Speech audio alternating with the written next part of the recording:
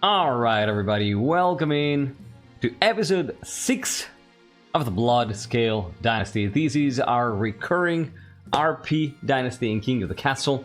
We've been playing this for a bit, so you probably know what we're doing here. In case you just stumbled upon this and you have no clue what we're doing, we're playing a 10 to 13 episode long Dynasty in King of the Castle that focuses heavily on role-playing, world-building, and lore writing. The way this works is I usually write a little variation on the premise of the game, with changing a little bit the socio-economical situation, political situation at the start of the game, and then we go from there and explore different themes. The main themes of this dynasty are class conflict, social conflict between nobles and commoners, and how nobles perceive commoners. The nobles from different regions perceive their relationship with commoners in different ways. And then we're experimenting with a few new rules that affect gameplay and RP.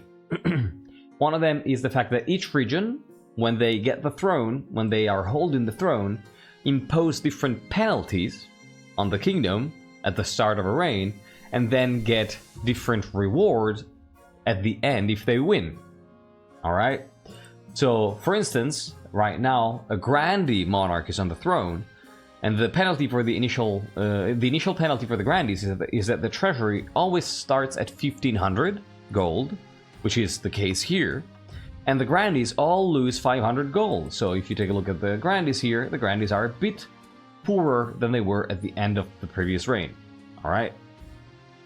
The bonus, the victory bonus for the Grandees is that all regions gain plus one farming, and the kingdom gains +1 authority and +1 stability at the start of the following reign. Alright? So each region has different mechanics. These are the ones that are going to be relevant for today. On top of that, we have a thing called edicts. Edicts are a way for players to influence how the game plays.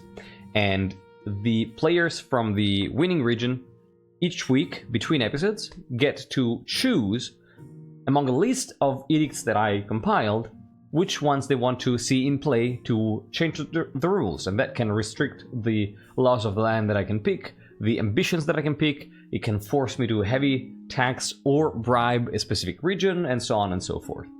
And the ones active today are 3. The Grandees decided to repeal 2 edicts that had been previously approved, and so the only 3 rules we have today is that I cannot pick golden choice, iron choice, and that I have to heavy tax everybody on the first tax season if the treasury is below 2,000. We'll see how it is when we get to the first tax season. So yeah, we might get a little bit of defiance here.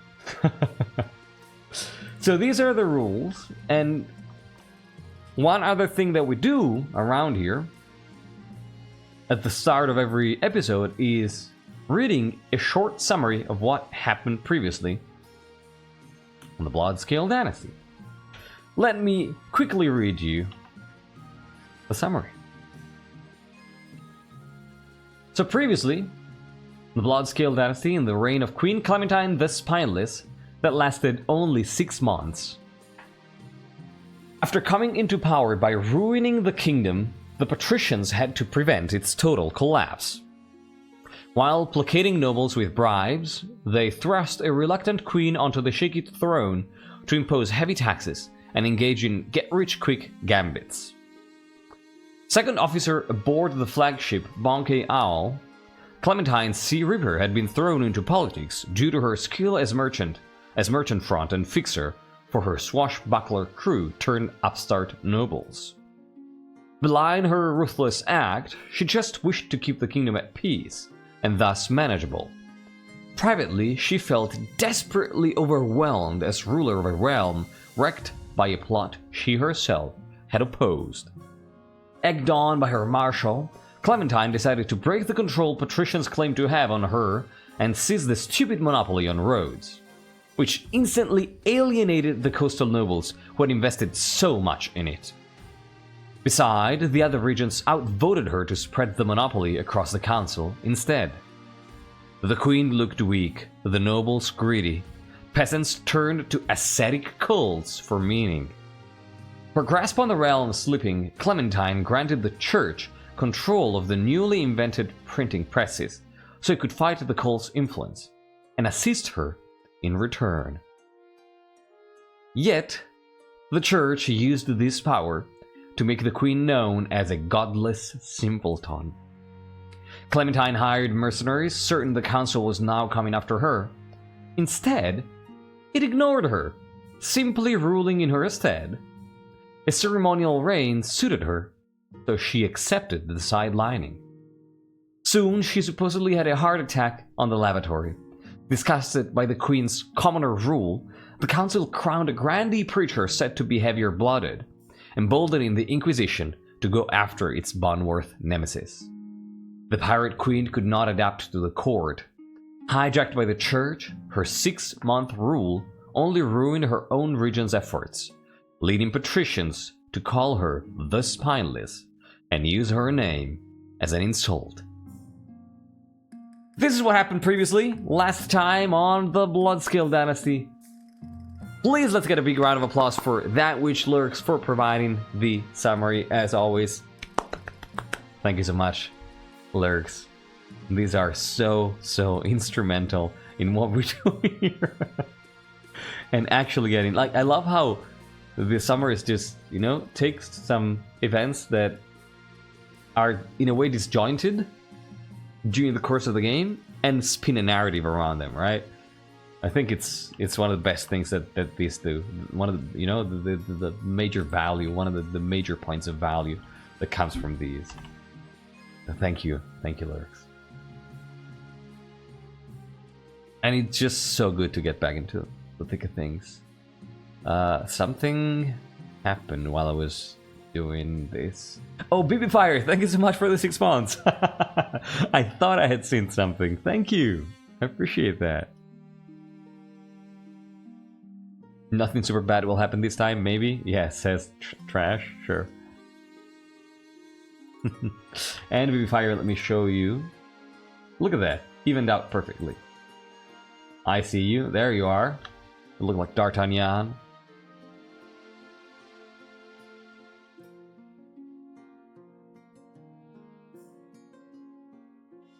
Yeah, more of a penalty for the grandees this time, exactly.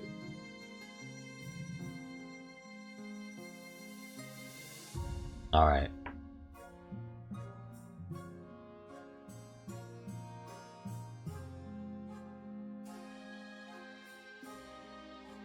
I'm catching up with chat real quick here.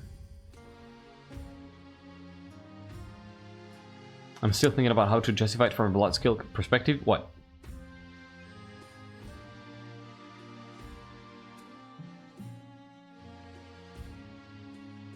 Alright. Under Eastern Reign, the counts felt really confident in taxing their presence, but then why would the treasury lose money for it? Oh, the emergency? No. I'm trying to think of a flavor reason that the counts were being bribed for a few reigns. Okay, thank you. Thank you, Lurks. But the counts being bribed... I think it probably, like, my opinion, it was one of those obscure laws that had been, you know, one of those obscure privileges that people just took a long time noticing. You know, just nobody noticed.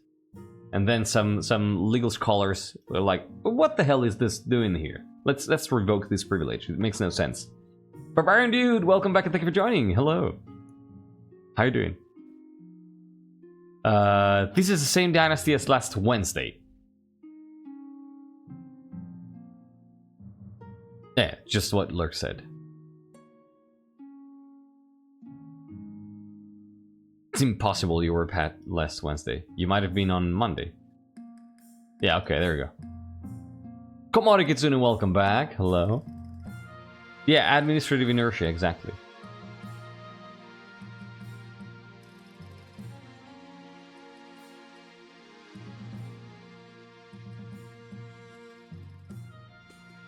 The Warrior one was Career of the Year? What? Really? That's fucking awesome.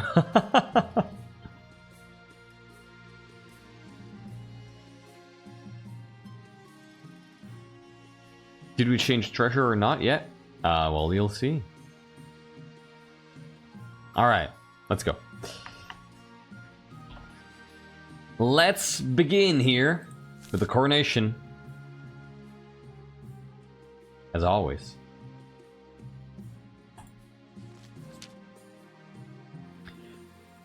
Hello, Chancellor Matteo. Your Majesty, you may have won the throne from Queen Clementine, but you must still answer to the Council. As is tradition, that will decide what happens at your coronation. Yes, let's get this over with. Shall we call the nobles in? For standing up to hate speech in my city's public spaces? Hell fucking yeah. Way to go. We need more of that shit. God knows we need more of that shit. Love the outfit and its black void. But oh right, I forgot to.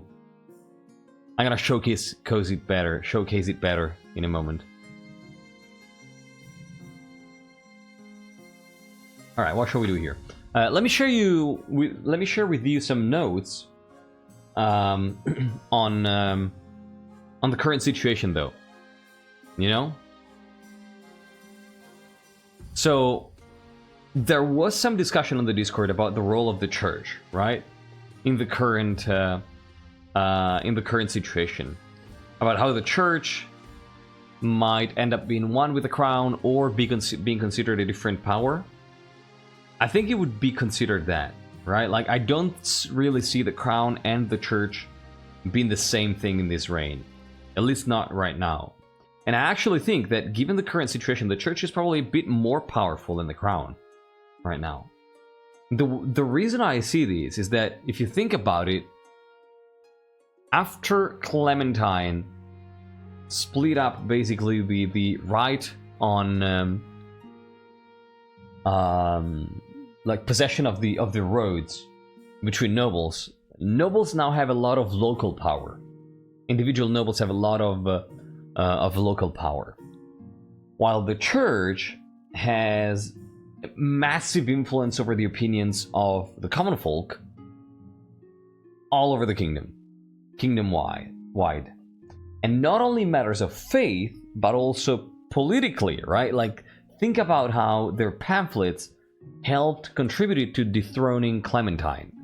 So the church actually played kingmaker in this situation, all right? So the church was playing kingmaker in a way.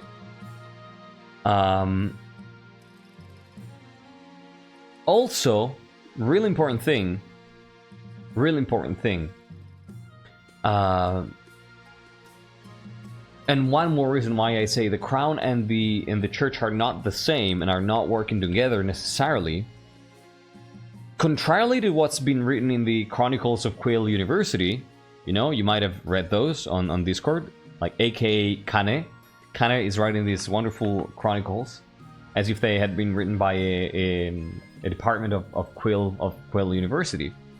So contrarily to what's in the Chronicles, the Inquisition's actions on the Bonworths were not authorized by Arcetta.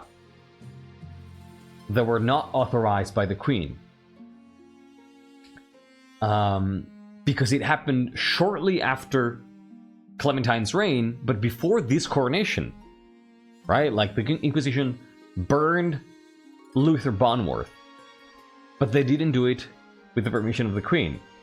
I think that they just felt powerful enough to do it and just went and did it.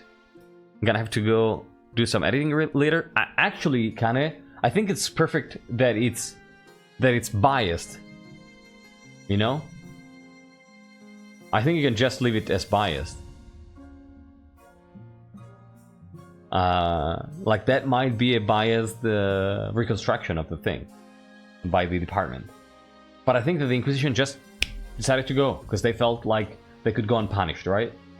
And the thing is that if you think about it, this act here is something that could get all nobles upset, regardless of who they are, right? Including the grandees, including faithful nobles.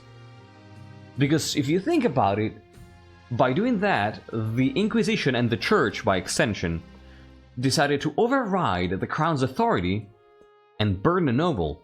And the crown is the ultimate defense that the nobles have against this kind of shit. And the church just went up and completely ignored that. And was like, no, we can do it even if you don't give us permission. We can burn a noble if we decide to. And this time it was the Bonworths, but who says that it's not going to be a different noble, you know, in the future? So I think that a bunch of nobles should be upset by this. Alright, because this is trespassing, this is abuse of power in a way. So, just wanted to give you my thoughts on this whole church situation, you know?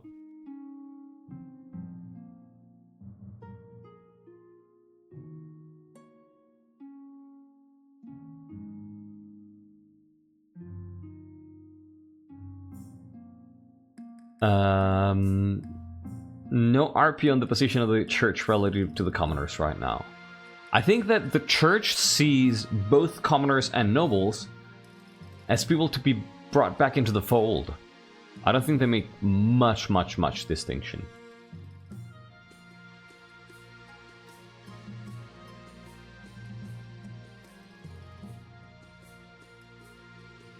Thrifty, welcome in.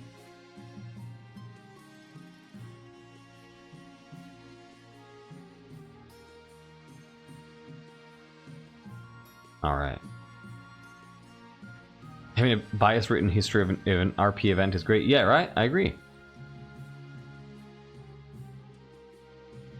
It's likely there are some things that the Inquisition has authority to do, and it's less the monarch gives permission, and more the Inquisition can do this unless the monarch council of bishop exclusively forbids them.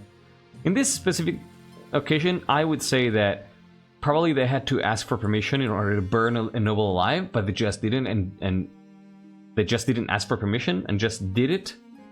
And suffered no consequences, right? Okay, that's awesome, mechanic.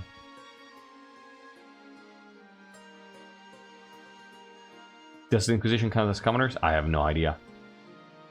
Good question.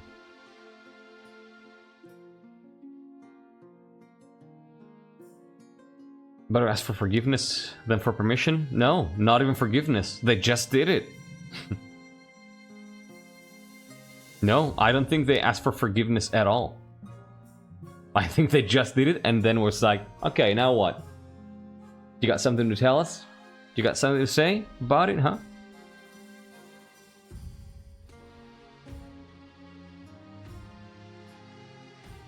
Alright. So, I think this is how the situation is, and then I'm gonna give you a little bit of insight on Arcetta too, once we get to the ambition selection. But let's see what we have here first. So, Queen Arcetta can hold a lavish ceremony in the south, force the commoners to swear blood oath, throw the queen into the river, troops shall bear the queen through the streets atop a shield. I definitely think that B would not be... Yeah, B would definitely not be the thing. We definitely wouldn't want to for the commoners to swear blood oath. That's just not a thing.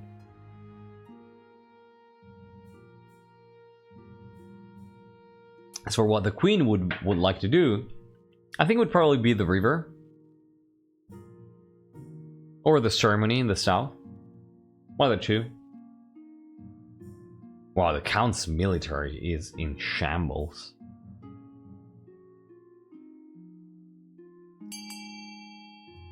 Look at that. Look at that. We want some militarism, huh? It looks like. Commoners should be treated with respect. It should be guided. Yeah, the past really want the real gun, you're right. Alright, looks like it's gonna be D. Let's go. Yep. I think 2028, 4 people are missing, so yeah, it's officially... We officially have a majority. Troops shall bear the queen through the streets atop a shield. Soldiers from across the kingdom take part in the parade. They're even outfitted in impressive new equipment for the occasion. As you climb up onto the shield and hold your sword aloft, you realize this is not going to be easy. Your arm quickly starts to hurt. Your soldiers stagger and groan under your weight. Sure enough, one of your shield bearers trips on a loose cobblestone and drops you face first in a puddle, in full view of half the city. At least the only thing hurt is your pride. And by the way, this custom outfit for Queen Arcetta was made by Baspier, as always. Alright. Yeah, there's still the black line of Void. I have no idea why that keeps showing. Alright, council introduction. Let's see who we get here.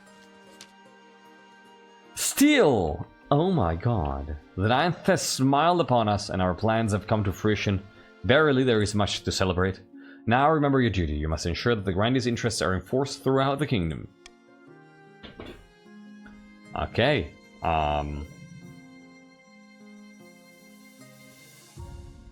Ninth bless the south.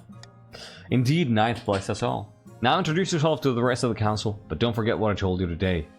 Of course. Counts of the East. We've got Kitty.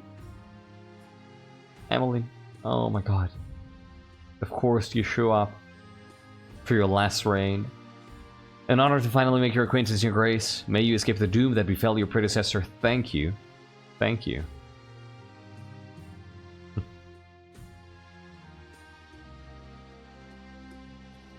Hope Arcetta feels the same way. We'll see. Patricians. We have Redworth. A pleasure, your august majesty. I hope to see our kingdom prosper and grow wealthy under your reign. Redworth Gilder.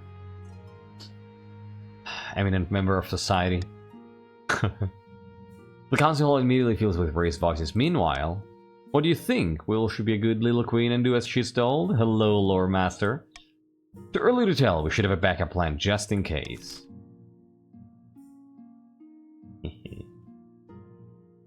All in with the count folk? Hell yeah.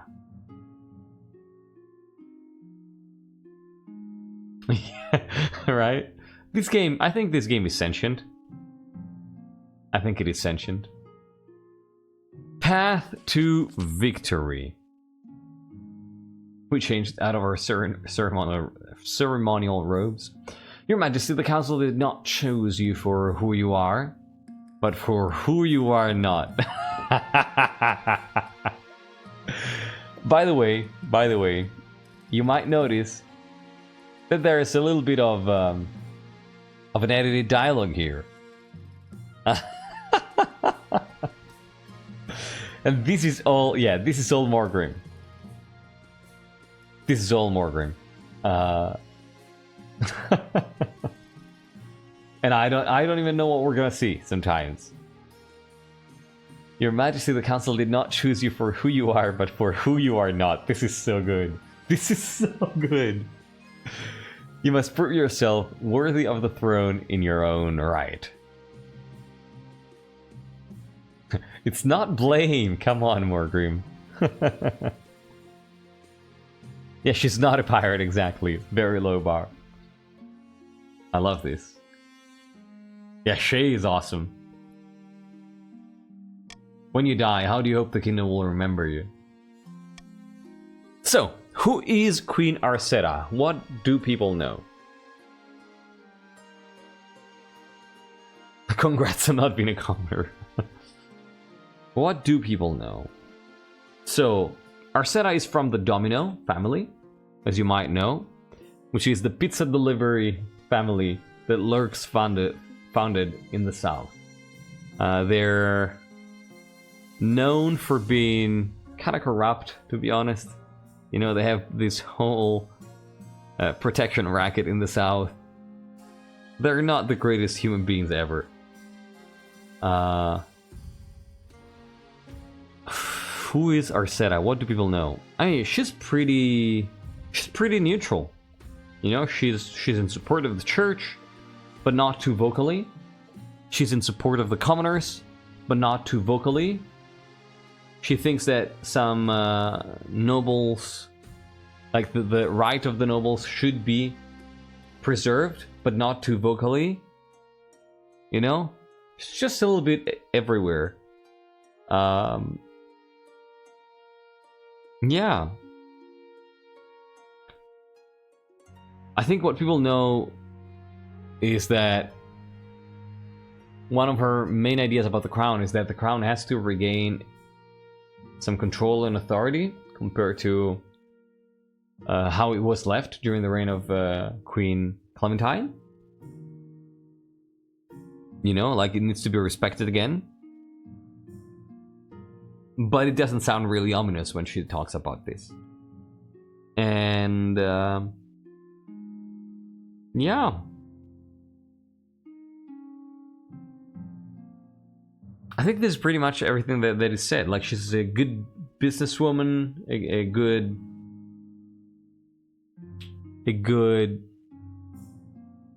She's really good at holding speeches. And... yeah, definitely thinks that the peasants need guidance in this world.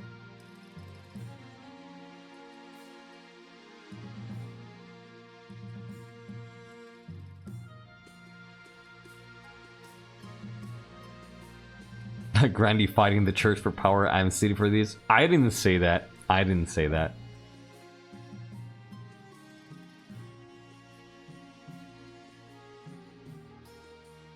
Alright.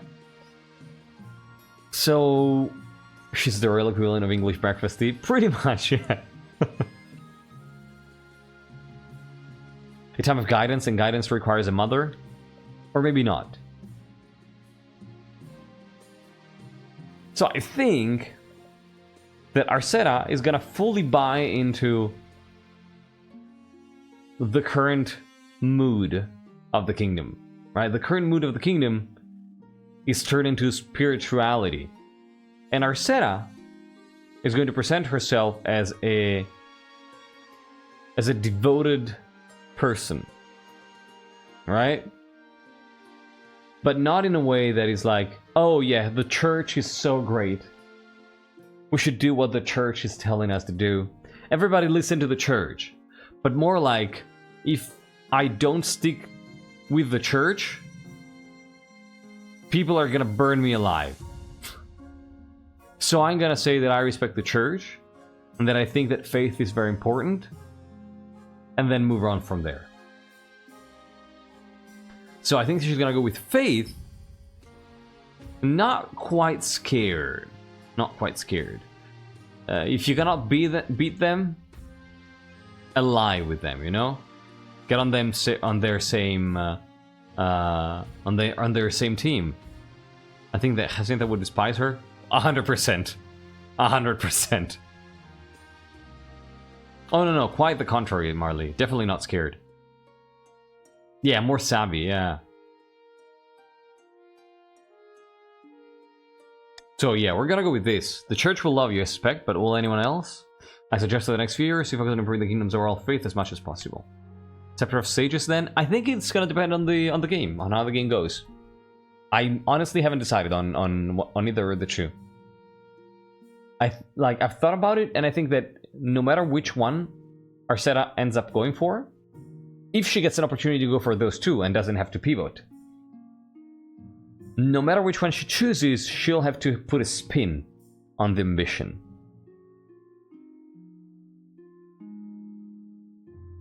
Yeah, if you cannot beat them, join them, exactly.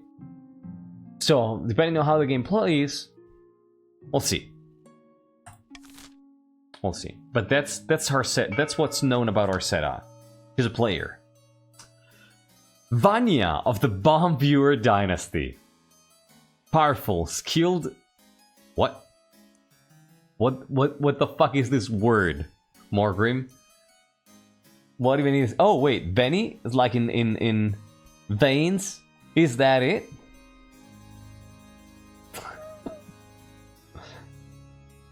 Vanya of the Bomb Viewer Dynasty. Powerful, skilled, venipuncturist. Leans delicately on a podium, sighing.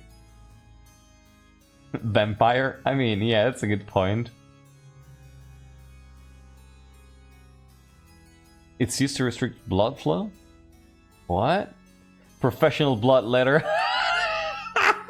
This is so good. The puncture of a vein is part of a medical procedure, typically to withdraw a blood sample or for an intravenous injection.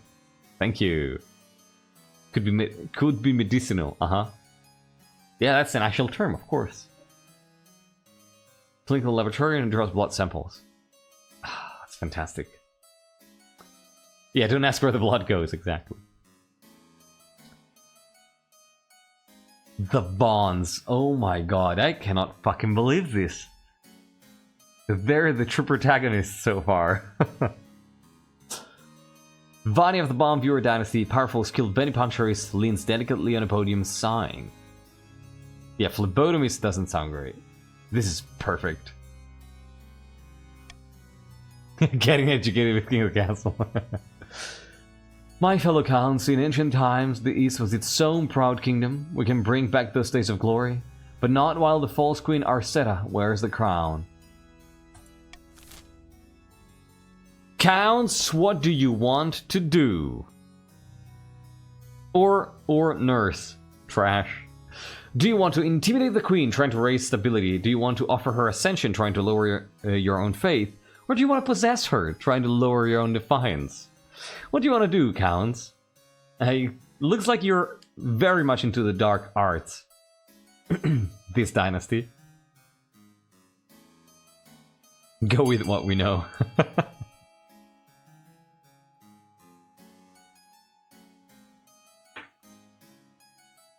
Yeah, here we go again. Alright, 3 to 3.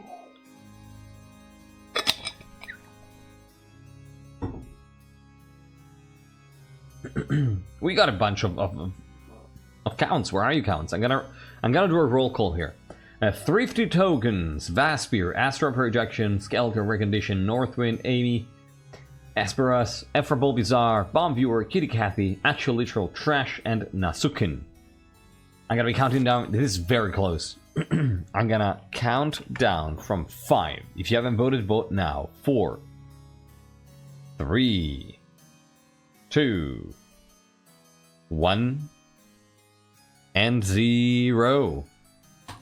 It's intimidation in the end. I cannot believe this. Oh my god. The Count's planning to hold the Queen hostage in her own palace. First, they must lull the Spy Master into a false sense of security. To advance their scheme, the Counts must raise stability to 5 or more in 4 seasons. I love how Queen Arcetta is like, oh, peasants don't know how to be in the world, they need to be guided. And the Counts are like, oh, Queen Arcetta has no clue how to be in the world, but she won't admit it, so we have to intimidate her and force her to listen to us, so we can guide her.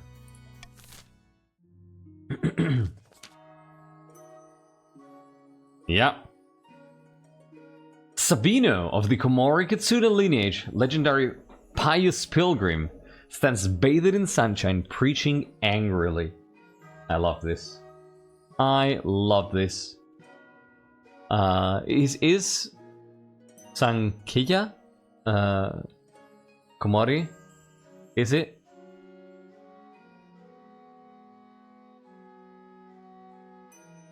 Is it Sankiya?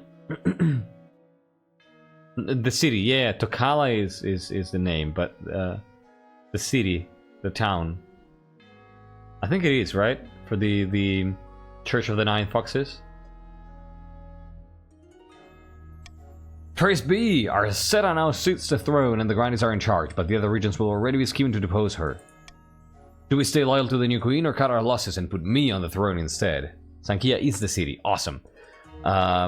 Yeah, I think that being a pilgrim, Sabino probably, you know, I would assume probably in the capital right now.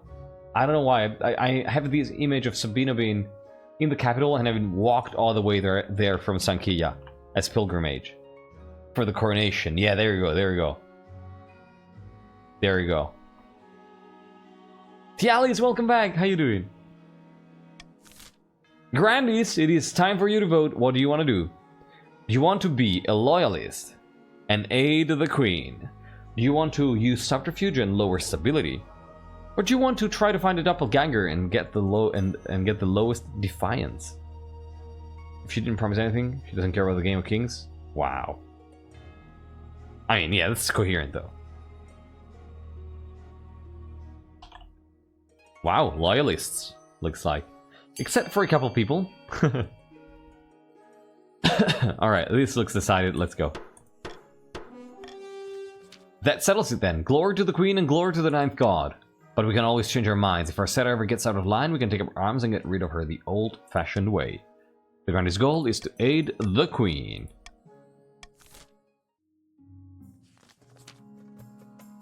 Eulalia of the Shiny Quarks family, eccentric coastal entrepreneur, scribbles with a well-used quill on hardwood desk explaining in measured prose.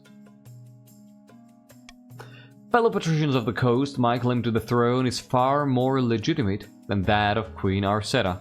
Something must be done. Patricians of the coast, what do you want to do to overthrow Queen Arcetta? Do you want to use sorcery and ask for the help of a wizard trying to raise authority? Do you want to start a conspiracy trying to lower the treasury? Or do you want to spread corruption, like sparse corruption, and lower authority? Sparse corruption is just, like, reaction time is like a fraction of a second. Oh, I love this. Scheme starting after my first noble died, makes sense? Yeah, right? It's like, okay, fuck y'all. Yeah, no doppelgangers. Yeah, you're right. Sparse corruption is actually concentrating the corruption. I know what I want. Yeah. Yeah. Sparse is still at large in the coast. Alright, everybody voted, and conspiracy is winning. Okay. Let's do this. Sparse corruption is the fastest voter in the West, indeed. Conspiracies! The patricians plan to sink the Queen under a notion of debt again. To advance their scheme, the patricians must lower the treasury to 1,500 or less in 3 seasons. What did I say? Oh, in the coast. So we have a frustrated historian here, a treacherous half-brother, and a distant cousin. Historian and Venipuncturist. Vanya, if Vanya wins, this is gonna be really interesting. I can really see the science approach that is typical of the bonds in this one. Cool stuff.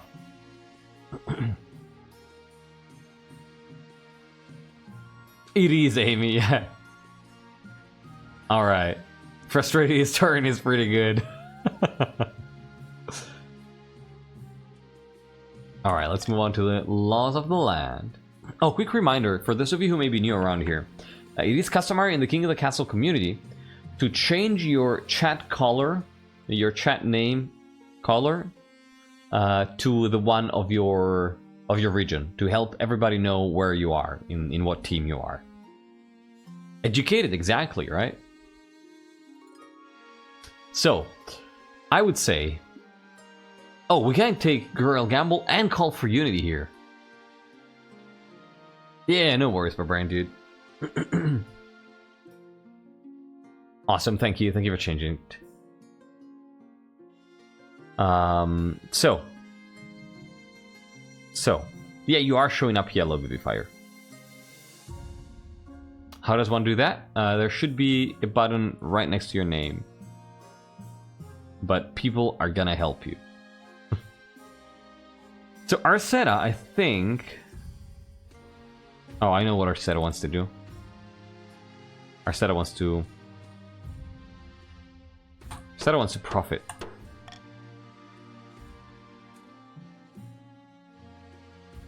Alright.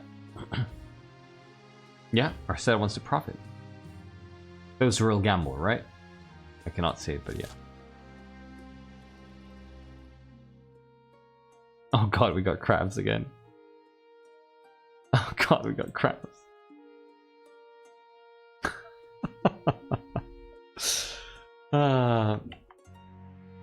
By the way,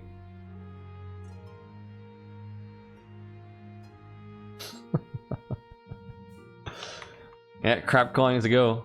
Crab colonies ago. There's gonna be some ads in a moment here. Looks like ads are about to start. So I would say I'm gonna take a 2-minute break as soon as they start to use the restroom and refill my water bottle. Because it's not as full as I like it to be. You didn't change the Saint Umber events? It's alright. Yeah, there. I mean, yeah, that's yellowish, right? Yeah, fantastic team. Thank you. That I wanted to profit, so the game gives you crabs. That's what you wanted. Yeah, sure. All right. Let's try to do. Let's do Saint or Sinner. If the ads start, we're just gonna pause and continue later in a couple minutes. Sparse corruption, look at that. Oh, ads are starting. All right, I'll see you in like 90 seconds. Let's make it 2 minutes. 2-minute break. Use the restroom, grab a snack, grab a drink, and then we're gonna continue.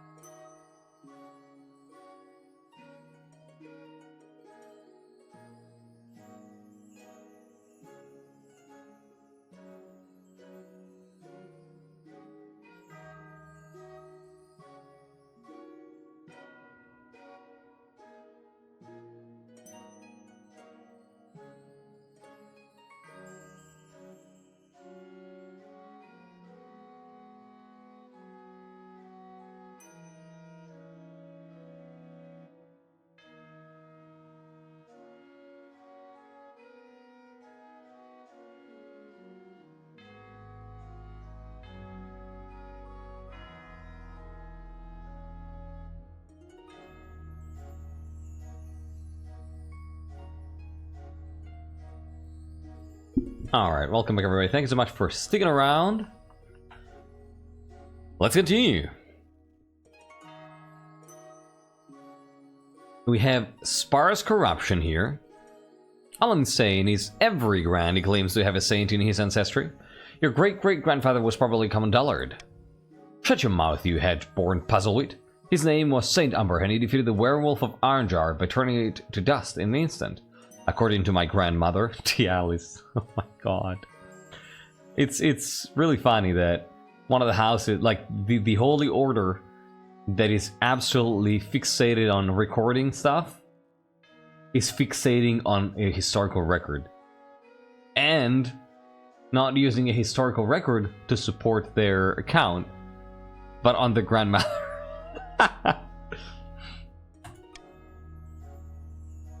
If you're so sure, how about a little wager? A bag of gold says your ancestor was no saint. You're on. Please don't break out into a duel. Not another petty dispute. This is very fitting. Is this the same Saint Umber? Or do multiple grandees have a Saint Umber? It's up for you to decide. Might have been a very common name. Is it a different guy? I don't know. You decide. Lady Patrician's sparse corruption, the second is spreading damnable lies about my great-great-grandfather. If you really think he was a saint, then dig him up. Saints are incorruptible even after death, they don't decay. Very well, I request the council's permission to exhume my ancestor and prove this fool wrong. St. Thomas Senior and Junior, yeah. Grant permission.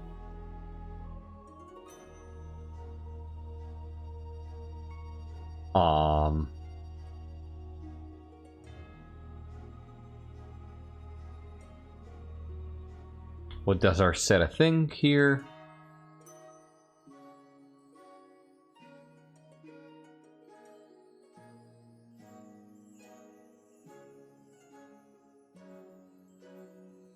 Huh. Oh my god, you're right. Tialis would want the records.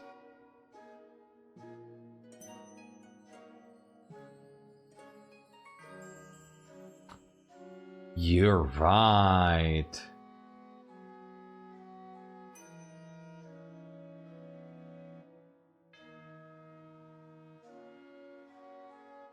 I mean, I say we figure it out. I say we solve the situation and try to find a solution.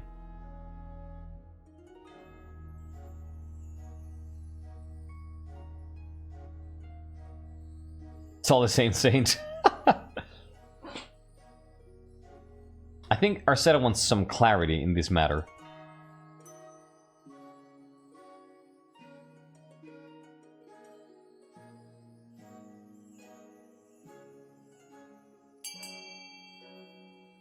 No need to dig up a grave? This was closer than I thought, to be quite honest. Wow. I didn't know which one was going to win in the end. But then, yeah. 12 to 17? Alright. Alright, let's go. You might have, yeah. Might have, Maspure. Ask the Archbishop to check church records instead. Church records can be muddled, Your Majesty, especially after times of turmoil. But I'll do my best to check. What was the deceased man's name? Hello, Archbishop Wine. Saint Humber, surely you have a history of him somewhere? Wine is good, right?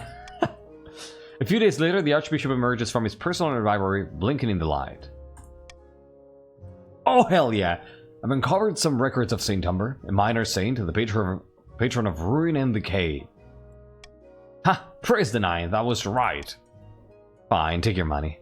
But who cares if he was a saint? Nobody's ever heard of him. Granted, Tialis yelps in outrage before turning and stalking out of the council hall. And I just want to point out the fact that Sparse Corruption is just having fun betting. Like, Tialis's whole treasury has jumped up by 33% right now. Sparse Corruption has decreased by, I don't even know, like 4%. You do the math.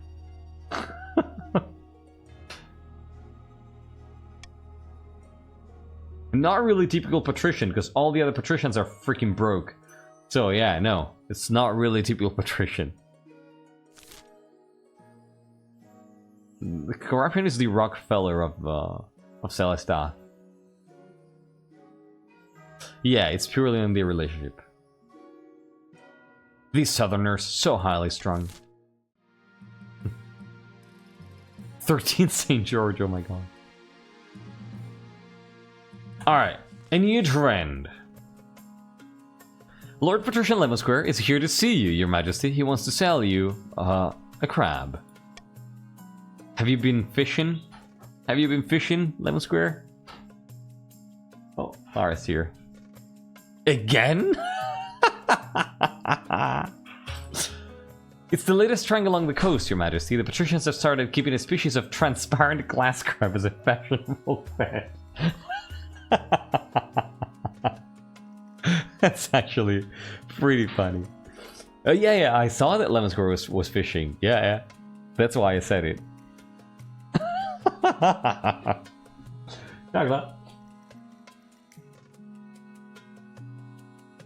Alright.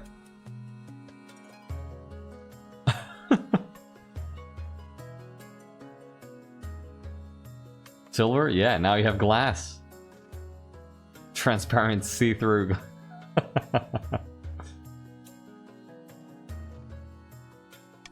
The creatures are so sensitive to stress that one can now sell for as much as a warhorse.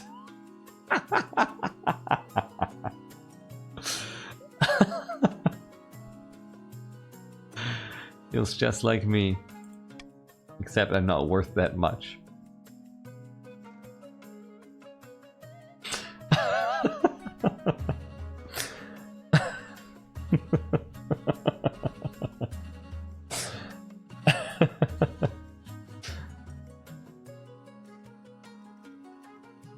Am I a glass crab? We might all be glass crabs, yes. Or well, send them in. Get me a therapist, I need one that lurks. Thank you for seeing me, Your Majesty. I know the price is steep, but I assure you, these crabs will only go up in value. Bloodscale Dynasty? That's a good name, I'm gonna write it down.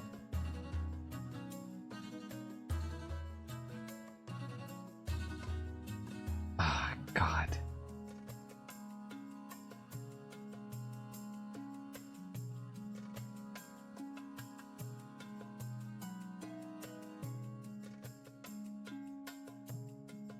Am I gonna buy these crabs? Am I gonna buy these crabs?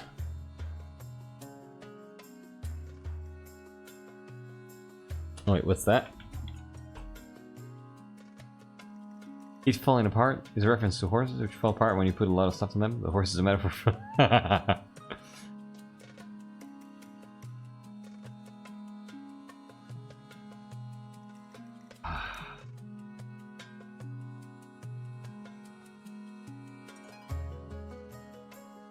Arcetta.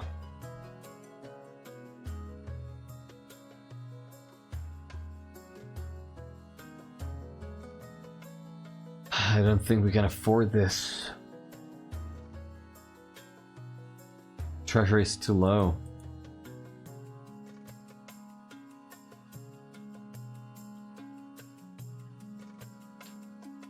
God, I'm so tempted. Won't you have to cruel tax us? Yeah, but next season, not this one.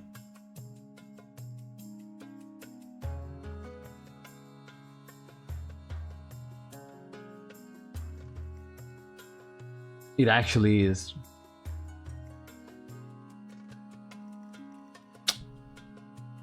Queen Arcetta.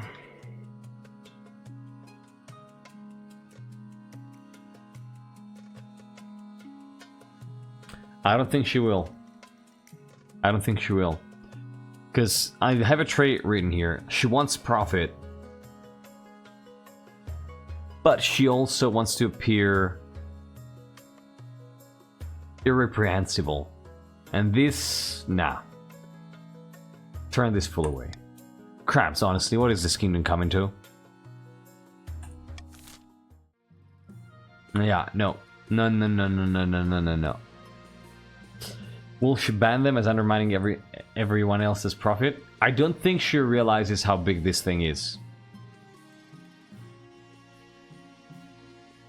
I think she underestimates this.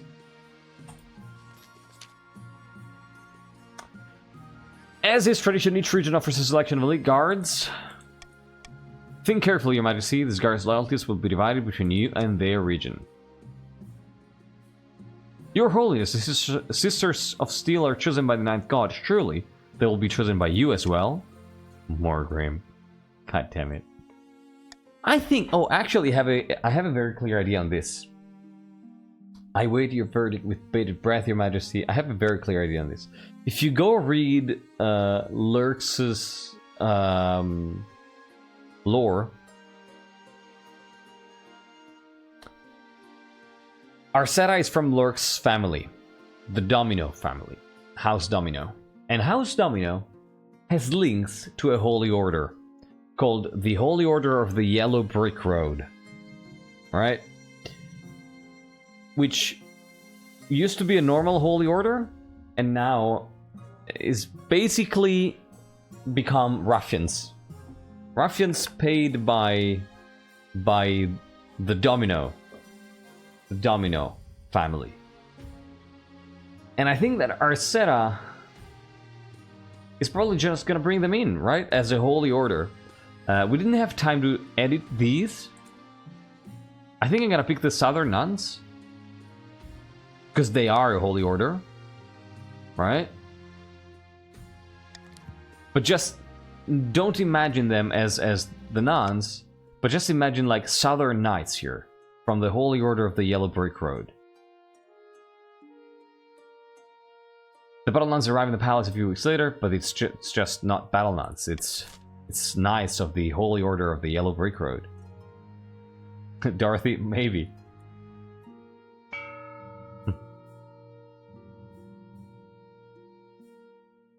Alright. So, auction time.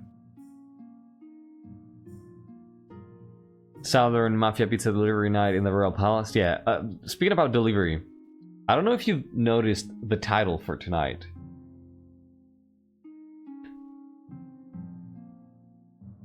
Pun intended.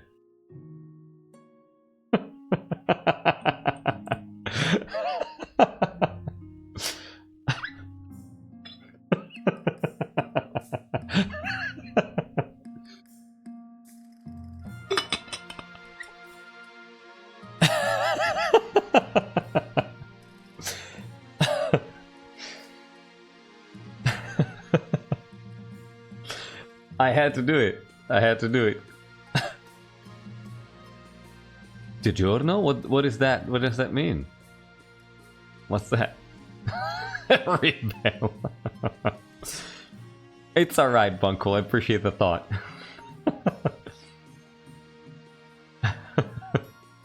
Alright, let's start the auction here. Oh, it's a pizza chain slogan? Oh, I see.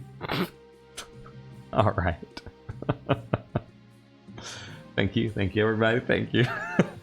Let's start the auction in 3, 2, 1. Exclamation mark fund.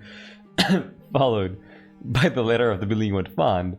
Followed by the amount of money you want to spend. Frozen pizza, oh, okay. Awesome. No, I've never seen that. MrKaji 1000, thank you, Marid. Your options are raising military for the counts with A, raising stability with B, lowering farming for the grandees with C, lowering faith for the grandees with D, raising faith for the patricians with E, raising trade for the patricians with F. 20 seconds left now. Alright. And 10 seconds left now. And 5 seconds left now. Spend your money. Alright, some last second bets. What happened there? Alright, A and D in the end. What? Wow! I thought E was getting funded. Look at that. So skeleton recondition building a fortress together with others in the east, rebuilding slowly the eastern military, and Ephra, look at that, sniping an observatory, lowering the faith in the south. Cool stuff. This makes sense, right? Because you've been building observatories, quote, observatories in your lands. Oh shit, what's this? Oh shit. Oh shit.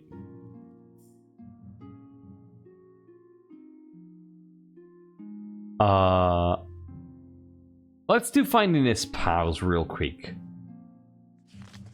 Let's do finding this pause real quick. Give me men. Give me men. It's an easy enough decision. You'll marry into the grandees as you agreed before you took the throne, right? Right? Maybe fire? We'll see. Please send a good candidate. Cruel tax. Well, your cruel taxes will do nothing to me. I mean, you're probably gonna gain some money, and then I'm gonna take it from you.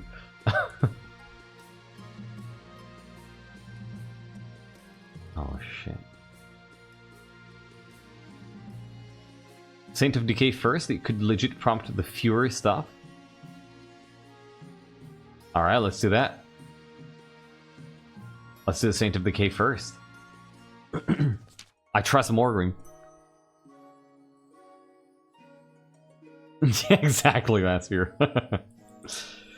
Your Majesty, my ancestor Saint Umber has been unjustly forgotten by history. I propose we erect a shrine in his honor.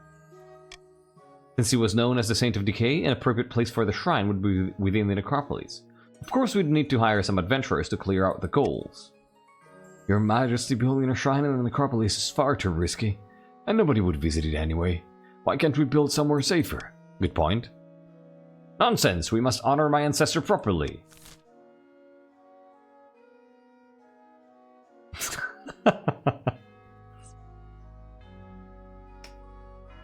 Thank God we cannot pay for that. Jesus, how much did that cost?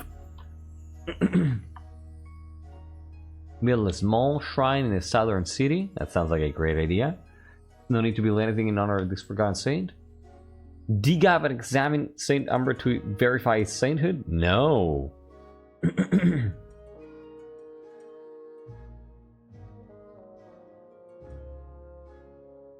Ah, shit.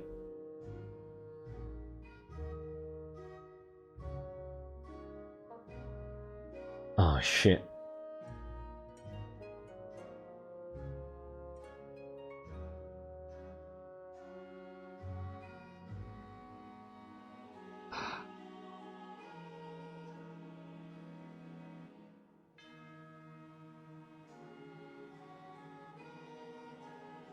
I think it would be small shrine in the southern city. Sounds like a good idea.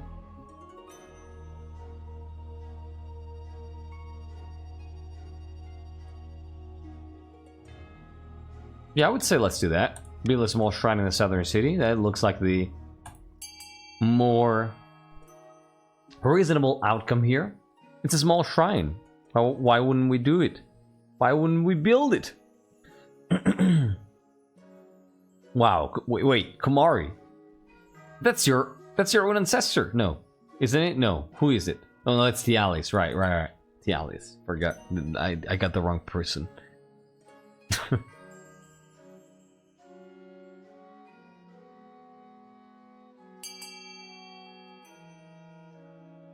All right, look at the Grandies being united. We're missing some counts, so I'm gonna give them a few more moments here. Not many counts voting. People are really going for the gamble to avoid the cruel tax. Oh shit, you might be right. But no, wait. It makes no sense because this then removes some more money, right? All right, I'm gonna count down from 5. Counts. If you want to vote, vote now. 4, 3, 2, 1, and 0. Build a small shrine in a southern city. A modest shrine is built on a quiet backwater street in the city of Tinamesca. The treasury chips in, and Grandi Tialis funds the rest of the construction. Grandi Tialis looks grumpy as he cuts the ribbon. I wish it were more impressive, but I suppose beggars can't be choosers. Perhaps now St. Umber's name will be remembered for centuries to come. That's what we want. Yeah. Alright. Yeah, I'm pretty sure we can say... but Sankia is Komari, it's not Tialis. The Archbishop's Fury. You're enjoying a peaceful breakfast when the Archbishop barges into your dining hall waving a scrap of paper. Your Majesty, this is an outrage. This was nailed to the door of the cathedral this morning by some stupid priest called Smote Lemongrave. Shit. What is it?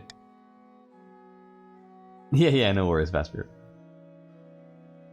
Yeah, I remember that, Amy. It's an essay decrying the church, making all sorts of fantastical accusations. What exactly are his issues? He claims that we're corrupt just because we're selling premium tickets to KOTC Afterlife at 100 gold a pop. And he wants the church to officially change the 4th sentence of page 118 of the old books, so that it forbids selfishness instead of elfishness. He claims it's a typo, just because elves aren't real. He even criticizes my hat, says it's a bit much. How dare he? Smells like heresy to me, Your Majesty. I can have a pyre built in the city square before noon. Sounds like a good idea. Sounds like a good idea to me. Oh, actually, the church should address these concerns. I think this is where... Oh my god.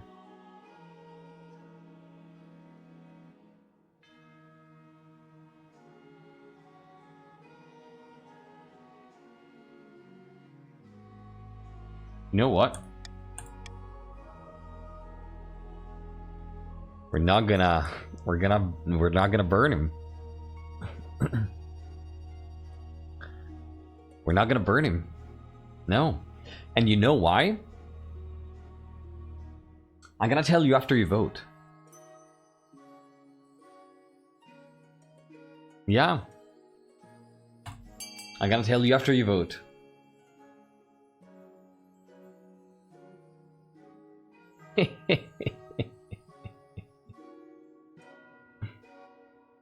Wait, somebody was saying something that might be relevant. Since Lemongrave raised the grievances at the church, why don't we let the church sort this one out for once? Right? Because you want to weaken the power of the church? Yeah, exactly. Exactly. So, basically, yeah. Smote Lemongrave is undermining the church's authority, right? And Anti-Dad, that's a good name. Hello and welcome, and thank you for the follow. This is really good, right? Like, Smote Lemongrave is that's a good name.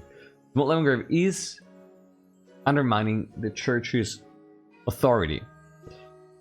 So getting rid of him would basically say, yes, I'm on the same side of the church, right? I work together with the church. Destroying the heretical missive is like waiting for things to get worse, while not showing that you work together with the church. Whereas telling the church, hey, you should address this, is hoping that they end up damaged by this, so that the crown can fill in. Hi Anti-Dad, how are you doing? Glad to have you with us.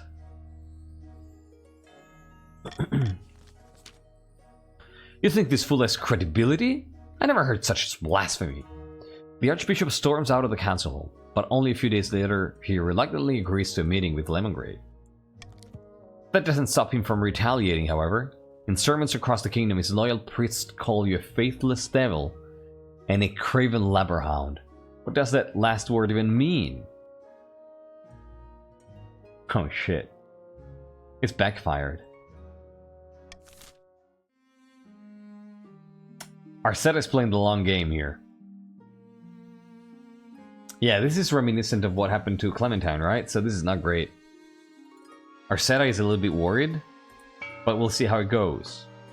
So we are below 2,000, so I have to heavy tax everybody here. Due to one of the edicts that are currently active, right? So the emergency funding edict is active. Y'all voted for it on Discord. Which says that... I'm actually gonna read it to you. Just so we're very clear on what's happening here. So, the emergency funding edict, which is currently active, says the monarch must cruel tax all regions during the first tax season if the treasury is below 2,000 gold. So the treasury is below 2,000 gold. It's the first taxing season. I have I must cruel tax everybody. Oh, look at that. Look at all the beautiful money that the patricians just got. Look at that. Fantastic. Fantastic.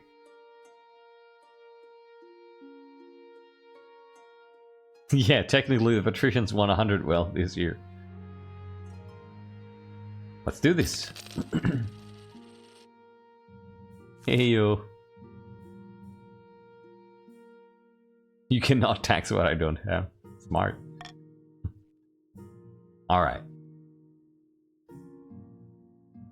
The Archbishop's meeting. The crab bubble bursts. Thank God I didn't buy that shit. Let's do the bubble first. Let's do the crabs. And then we're gonna do the Archbishop. Bad news, Your Majesty. A new reef has been discovered which is overflowing with millions of glass crabs. Crab prices are crashing catastrophically. Where do these new reefs keep coming from?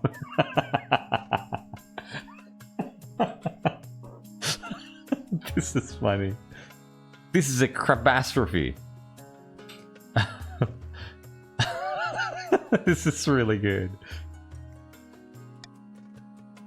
The entire kingdom will suffer financially, Your Majesty, with the exception of a few patricians. Curiously, Lord Patrician Lemon Square, the very same patrician who first began the crab craze, recently sold all his crabs at a huge profit just days before the crash. And there you go. A bunch of people are poor again.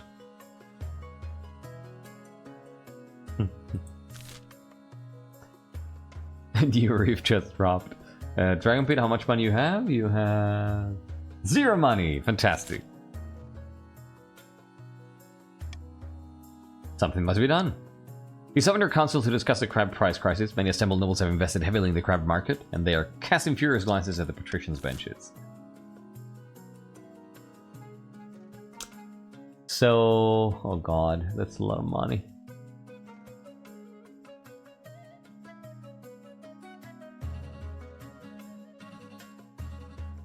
Oh god.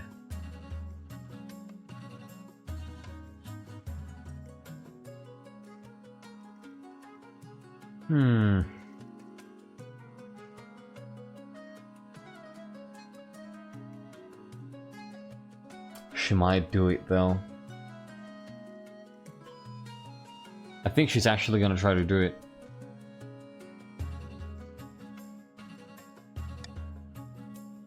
Yeah, I think so.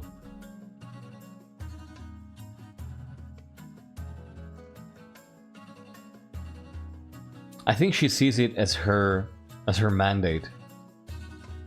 You know? To do this. To try to do this, to try to save these people.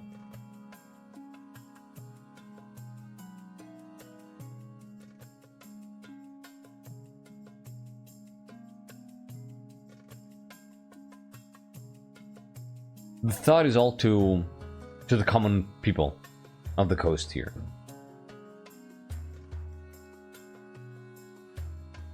I got 99 problems as a patrician and 98 of them are people handing me down for bankruptcy. 12 to 9, this is actually pretty close. Yeah, some of you really freaking hate Lemon right now. Alright, 13 to 10, really, really close. 13 to 11.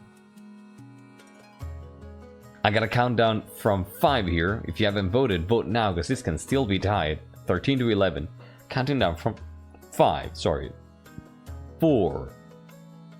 3. 13 to 11. 14 to 11. 2. 1. And 0. The capitalists? Yeah. Your help is appreciated by the patricians and the many ailing industries that are propped back up. Let us never speak of crabs again. I'm sure that's how it's gonna go.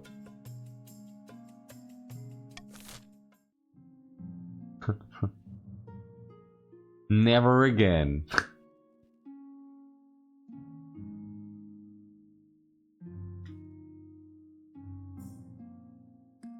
Well, it's time to find out how the Archbishop makes a mess.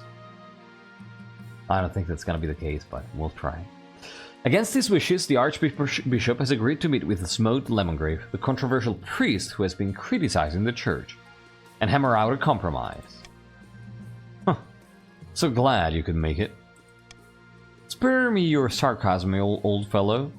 I'm here to save your church from rot and corruption. Why would the Ninth forbid elfishness? Elves aren't even real. Of course elves aren't real, the Ninth God forbade them. Yeah, I think Smote is missing an arm, yeah. Thank you, team. We'll see how it goes. Have a good one. Do you wear that stupid hat to hide your empty skull? Jesus! How dare you insult my hat? I will have no more of this. Begone! Needless to say, the meeting doesn't go well. Unsurprising. God damn it, Archbishop. If you expect me to compromise with that jackanape, the council better make it worth my while. Well, if Arcetta wins, I guess we know which advisor is going to be removed here.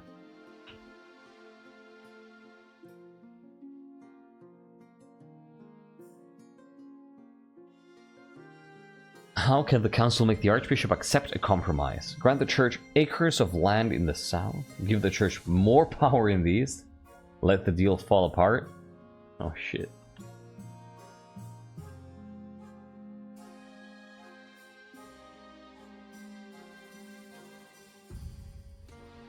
I think we let the deal fall apart here, right? I think that's what the monarch wants.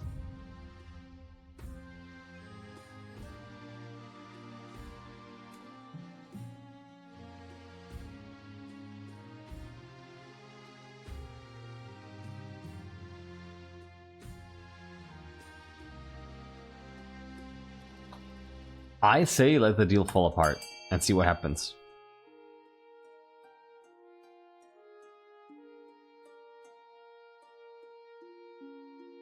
Because like the only, like, more power in the east, definitely not.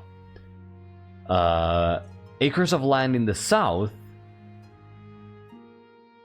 would undermine the grandees local power that I mentioned earlier on. But it's not the grandees that Arcetta wants to contrast, right? It's the other regions. Look at that though, right? Like this event perfectly encapsulates what we were saying at the start of the stream about the church being its own power in this dynasty. Right? And very much distinct from the crown. Good stuff. So yeah, we let the deal fall apart.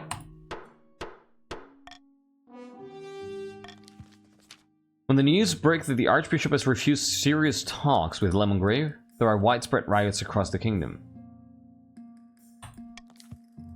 The church is widely scorned as venal and corrupt. This might be backfiring here.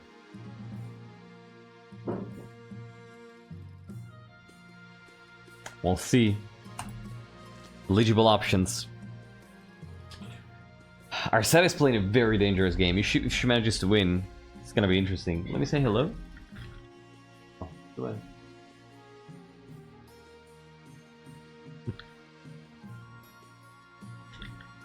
All right.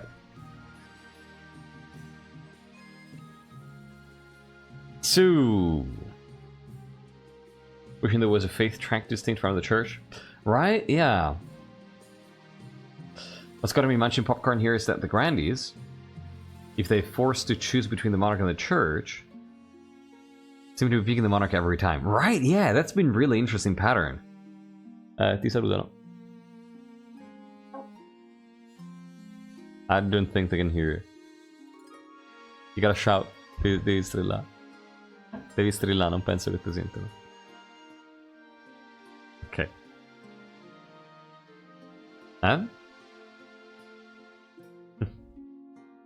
Sì, tranquillo. Alright. No. Let's see the eligible matches here. The eligible options. Yes, I know. The Chancellor leads you to the Great Hall, where they've arranged 3 portraits and easels. For now, each is covered by a cloth.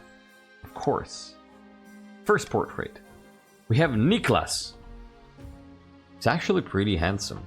The eldest son of the Eastern Ephra Bulbizar dynasty. Apparently they had a hell of a time getting him to smile for this portrait. Okay, this is interesting. He had a laboratory installed in his castle and spends most of his time there conducting bizarre experiments. Half the East are in love with him apparently and the other half hate him. He's intriguing. Okay. Yeah, tracks, right? From the coast, we have Lucian, the wealthy heir to Lady Patrician Marleytine's estate. I mean, just look at him. He's gorgeous, and apparently he's got a silver tongue too.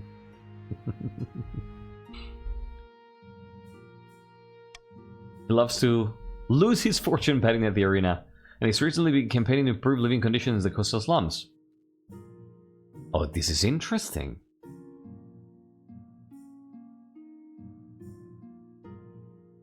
I like the sound of him. Yeah, he's a scientist, right? It fits perfectly well. And finally from the south, Fabian, the eldest son of the Adonia lineage. A quiet and retiring soul, preferring solitude to the company of others. Like many in the south, he claims to put his faith in the night god above all worldly concerns, and his grand plans by all accounts, he wants to change the world. Wow, these are all three are interesting. Oh no. Usually we get really bad eligible options. Not bold at all.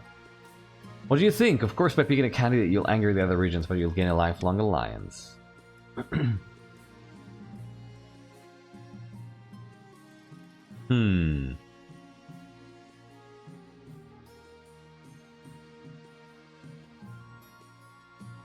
Okay, let's look at them again.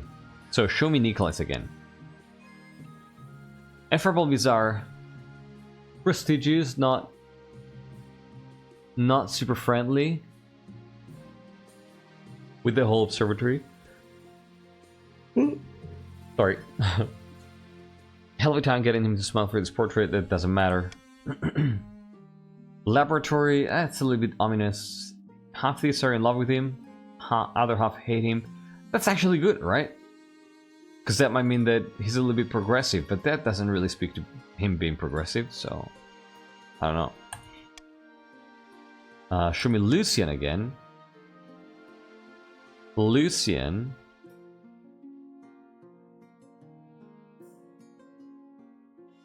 Gorgeous silver tongue. Bets at the arena. By campaigning to improve living conditions in the coastal slums. That's pretty good.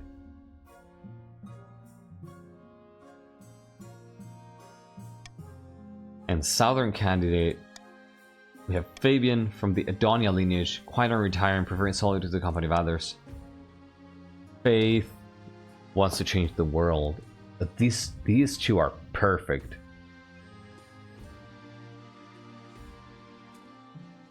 These two are freaking perfect.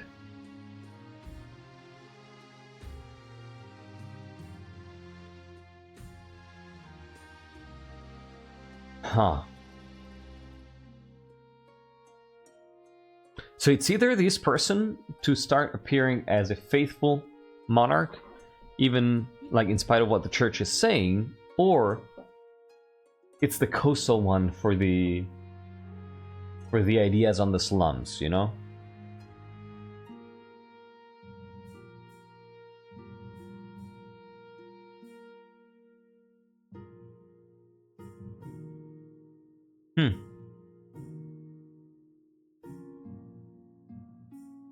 I'm reading my traits here. Alright. Tutto bene? Tutto bene? Okay. Pretty cool RP crossroads, right? Yeah. Need to stop signing up for service in the Monarch's Pet Chambers. For the people or for the power? Yeah, pretty much. Yeah, Clara's okay. They just dropped their phone.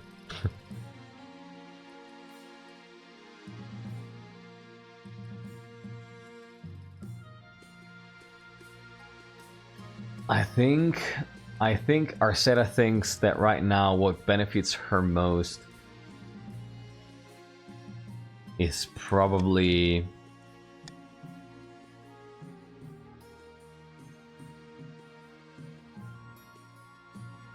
oh shit. Should we refuse to marry?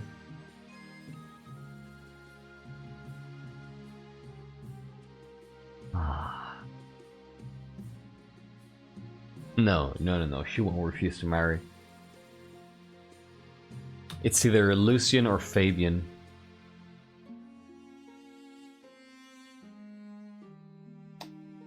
And I think... God, they're both so good. But I think that Arcetta being a domino is gonna go for the south. I think it's gonna be Fabian.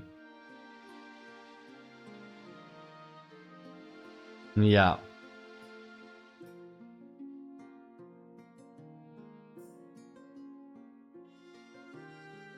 Yeah, I think it's Fabian of the South.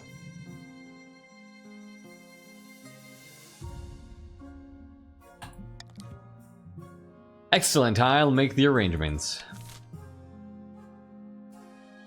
It is Damien. It is Damien.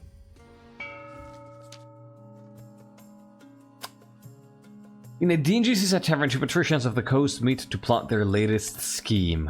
The treasury is practically empty, and the queen is struggling to find her ambitions, a perfectly placed to offer her a loan. So helpful of us. That's very nice of you, Marid. Indeed, these loan agreements will be as friendly as a bear trap, absolutely loaded with hidden catches in the small print. Now watch me work my magic. Good evening, noble patrician. What exactly is the purpose of this meeting? I heard about the Queen's recent most money troubles, and I thought we could both benefit. Just sign here and here. This agreement does seem fair. Very well, I'll sign. The Queen will be pleased. Good night, noble patrician, and may the ninth bless you. See, easy as pie. But it's not enough to bankroll the Queen. The rest of the kingdom needs to be in debt to us as well. To advance their scheme, the patricians must have the highest trade of all regions in 3 seasons. Great stuff. Great stuff. Golden choice, I cannot choose it. I think we're gonna keep gambling here. Oh, we got a bunch of money. That's awesome.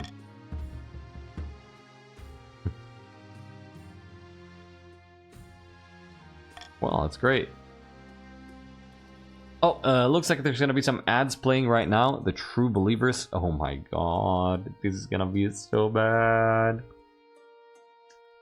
A Horrible Haunting and the Royal Wedding. Well, we're gonna get the marriage first, right? I think. The haunting.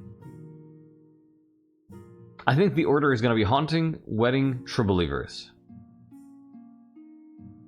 Yeah. Let's start the haunting. Oh, never mind. We got some ads running. I'm gonna be... How much water do I have? I have enough. Okay, let me take a quick restroom break. I'm gonna be back in 2 minutes. Stretch a little bit. And yeah. I invite you to do the same. Stretch a little, use the restroom, get something to drink, and I'll see you in 2 minutes.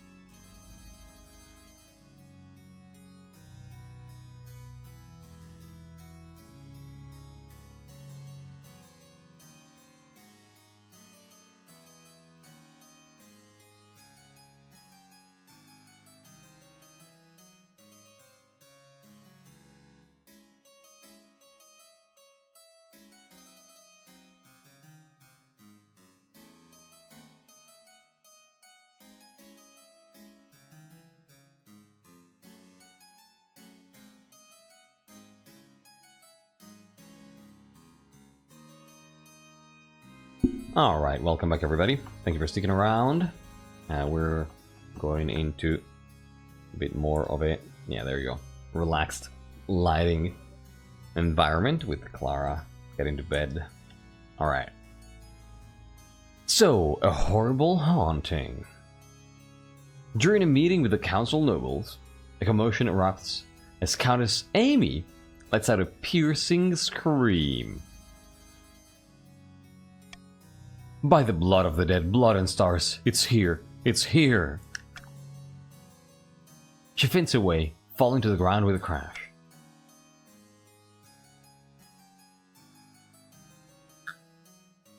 By the nut god, someone fetch water. A servant runs for water. A servant runs for holy water and holds it to Amy's mouth. I thought I'd be safe from it here, but lamentably, when we built that fortress on my land, some manner of spectre was disturbed, and it's made me its target. Why would a ghost care about you? Are we really entertaining this nonsense? Well, Maito, there you go. Now you can be part of this. I hear voices, Your Highness. Little pinpricks at the back of my mind. Just now, I saw a horrid grey shape hanging over me, its face a rotting mask. We're too old for campfire tales, Arcetta.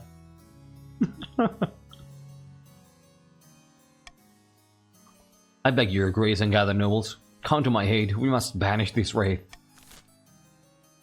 Oh, Jesus.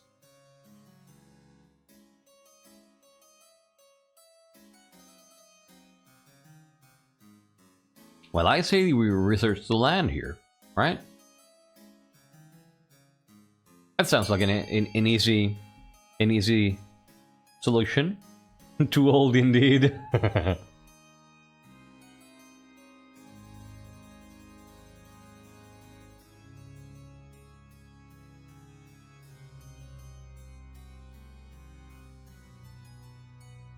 Like, Arcetta, one of the oldest houses. I don't know. I'd believe that.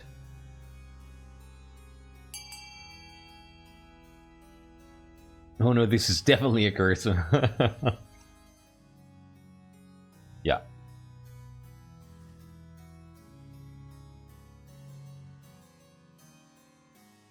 Let's throw another Inquisitor deep in Eastern lands and see how it goes. Oh. So the grinders don't care about sending the Inquisition anymore? Yeah.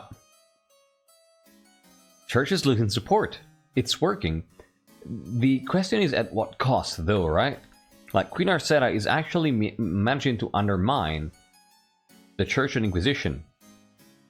Except that is damaging her image, too. We'll see how that goes, though. Research the land. You summon the Chief Architect, who nods thoroughly when you explain the situation. These sort of things an occupational hazard when building in historical sites. Keep you on your toes. Keeps you on your toes, doesn't it? Oh god, I'm so glad we got the Chief Architect.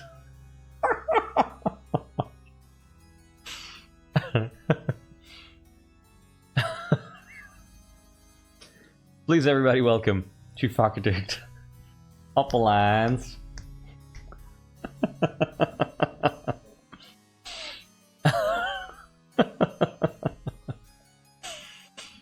Uplands, you own everything. Yeah, there you go. This is the person the patricians hired when they wanted to, you know, renovate. Does Uplands have a special meaning? Oh, ask Vaspir. Vaspir, feel free to show the source. It does sound like opulence, yeah. These sort of things an occupational hazard when building. Oh, I just read this. It is upon an opulence, and there is a specific reference.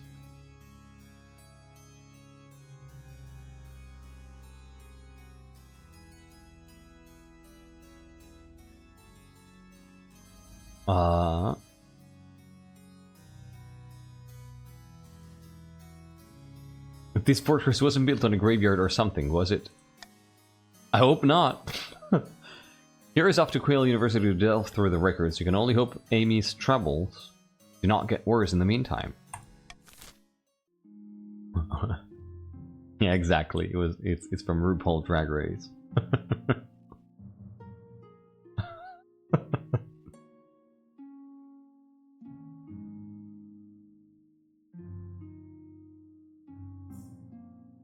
Alright, let's get married.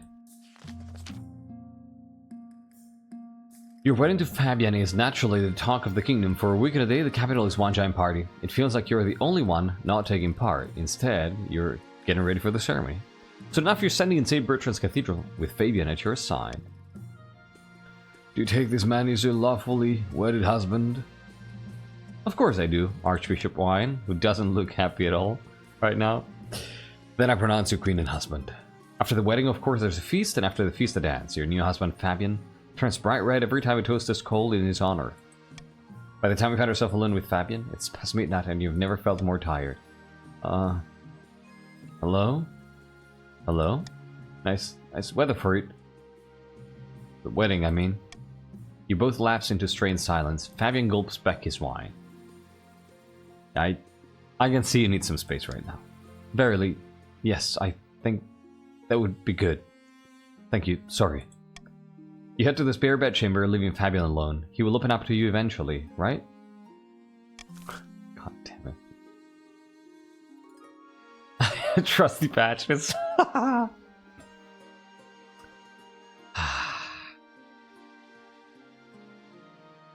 We'll get there. We'll get there. Fabian. It's alright. It's alright. It's understandable. Alright, let's see how the kingdom burns now. Your Majesty, the followers of Smote Lemongrave are only growing more powerful. Now they're calling themselves the United Separatist Church of Radical Reformation and True Belief.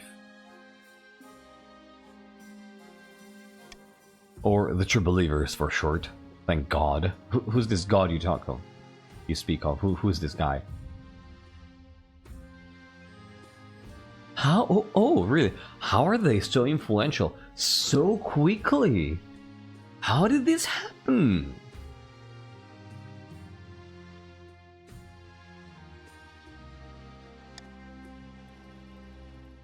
It's those... Who's scrapped? It's those accursed printing presses. They're spreading pamphlets across the kingdom faster than we can confiscate them. Even some of my priests are being convinced. What can we do? They want to get rid of me and my hat. Oh, really? Oh, really? They want to get rid of you.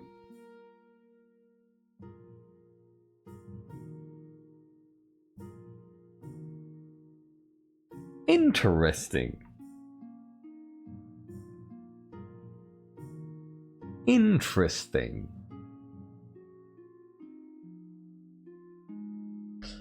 Have them all burned at the stake? I don't know. Forbid the use of printing presses altogether. That sounds really dangerous. Allow the pamphlets to circulate. Sounds equally dangerous. Fight fire with fire. Printer counter pamphlets. What does Arcetta want to do here?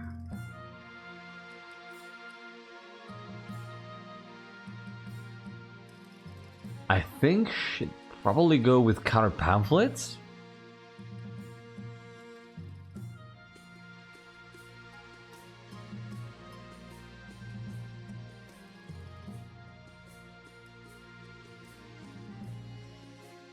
I think probably counter pamphlets here. Burning them all is very extreme. Allowing the pamphlets to circulate is something that she probably kind of wishes to happen, but she recognizes that it might get too dangerous, too out of control.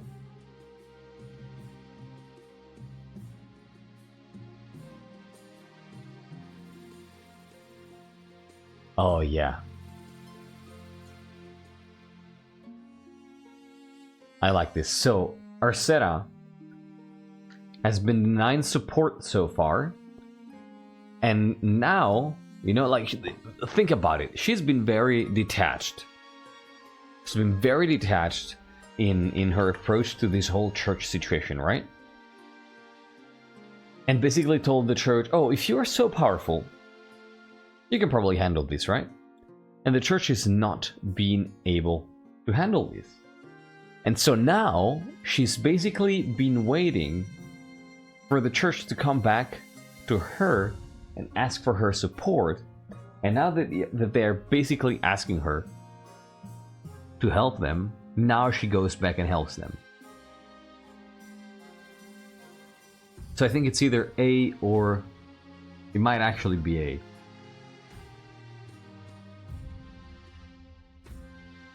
Is it B?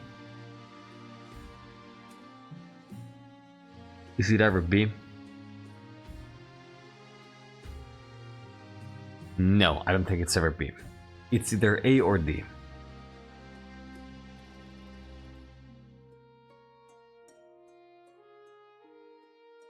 I think she would push for D. I think she would push for D. Oh, absolutely, Bunkle, yeah. I think she would push for D, yeah. Because that is a moderate way to contrast this, right?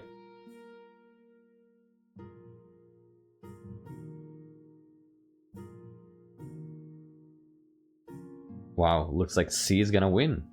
People want for the pamphlets to circulate. Wow. These are the nobles voting against the church. I fucking love this. Look at this. So Arcetta, opportunistically, is trying to change gears. Right? Exactly, Amy. So they've been following the queen so far, because the queen has been antagonistic towards the church. But now that the queen has shifted gears, the nobles are like, no, actually, we don't care. We're done with the church. This is so good. So good. Zelidor, there is no code. Exclamation mark join, followed by the pronouns, by your pronouns. This that you're joining is a recurring role-playing dynasty. This is episode 6, so we encourage you to roleplay. If you are confused at any point in time, feel free to ask questions. There is a link that I'm sure somebody's gonna post in chat right now with all the information that you need in case you want to get caught up. I love that your pronoun is Zelidor. Hell yeah. Welcome in, you are a count. There you go.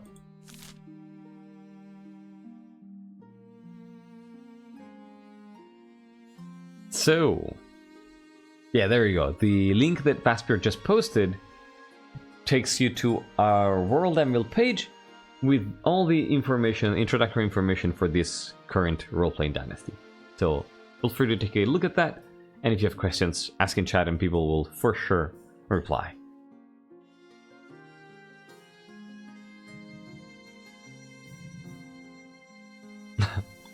Alright, I love this. I absolutely love this. Like, this vote here, this result here, clearly communicates us, clearly tells us that in spite of the queen changing her mind and changing her policy here, the nobles are like, nope, out with the church.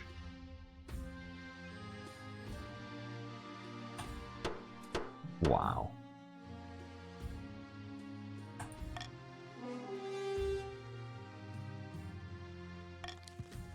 A blizzard of anti-church pamphlets flurry across the kingdom. You've never seen the Archbishop look so wretched. Oh shit. The common folk grow panicked and angry. Several churches are burned. Priests are driven out of their villages by stone-hurling mobs. A schism in the church appears inevitable. This is a fucking amazing story. Yeah, exactly, Amy. This is so cool. This is so good. Far in the east, Countess Vaspir is hosting a dinner party in her castle with a few distinguished guests. Grave news, the spy master is still watching us like a fox, stalking a hen. A good thing we are not hens then, We are crows, and far cleverer than a fox could ever imagine. Agreed, but since we're clever little crows, let's continue to look like harmless hens for as long as we can. The Count's aim is to raise stability to 5 or more. This is good stuff.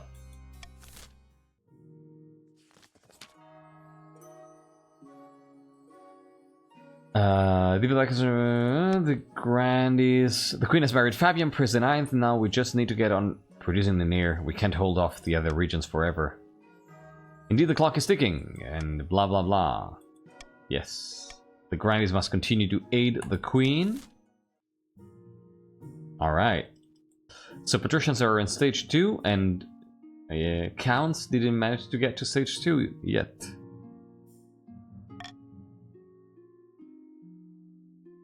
Sorry. It was a long line. A schism in the church.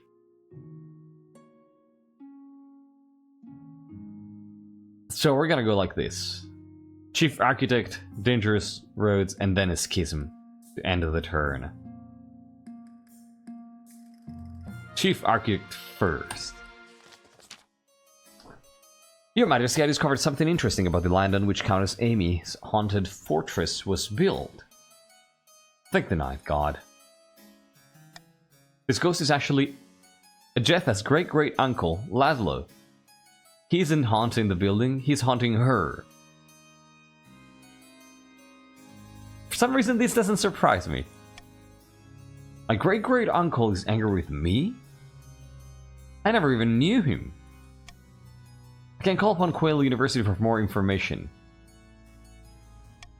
Seventh Tegas, I don't need information. I just want this ghost gone. Yeah, that's a very old guy, exactly.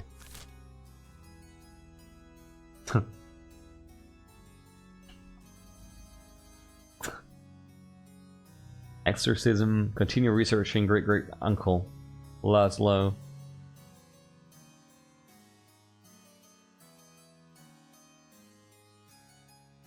Exorcism? No. We're not gonna go for an exorcism. Laszlo.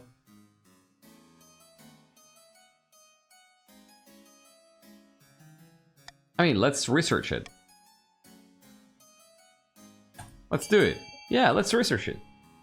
Now I'm interested. I feel like we need to learn straight from the source. I was torn between B and C, but the idea of conducting research on a ghost is very appealing for some reason. I'm sure the ghost is perfectly reasonable when spoken to, like all ghosts, right?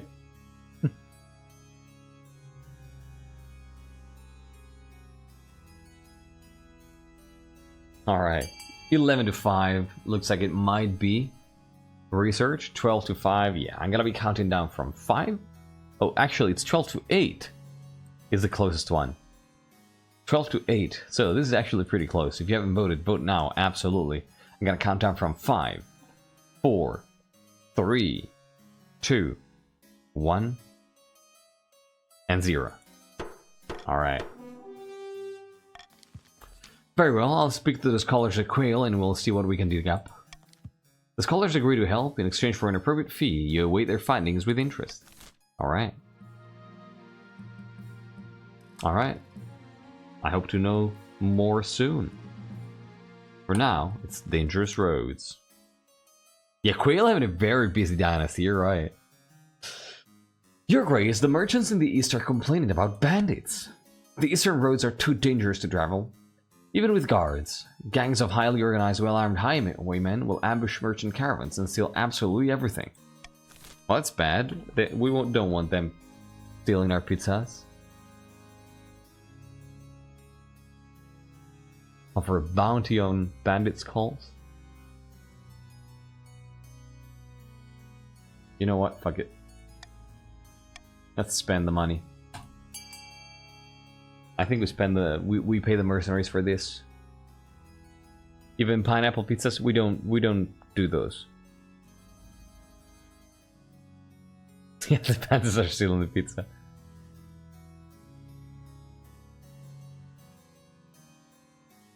Sending the army always the best option.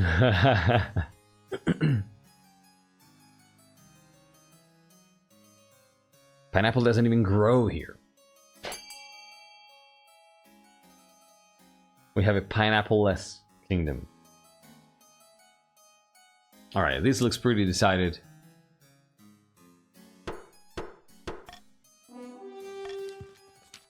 You pay for a fearsome mercenary company known as the Gold Bidden to patrol the roads and keep the bandits at bay. After a dozen bandit attacks are repelled in roadside skirmishes, the bandits lay low and lick their wounds. The roads are quiet once more. Merchants grumble that the mercenaries demand constant bribes and that their manners are almost as bad as those of the bandits. But who cares? Merchants are never happy. Yeah, that's a pretty cool name, the Gold Bidden.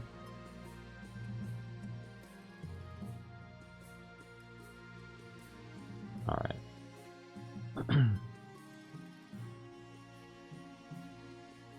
Honey drizzle on pizza? Get out of here. Let me get a sweetie here. I need some energy. Hey, Howitzer! Welcome and thank you for joining. How are you doing? So, a schism in the church. The Archbishop arrives to see you. You've never seen him looking so defeated. My priests are at each other's throats over this true believer nonsense. The common folk are going over to them in droves. Yeah, Howitzer walking into the schism, that's a great place to join.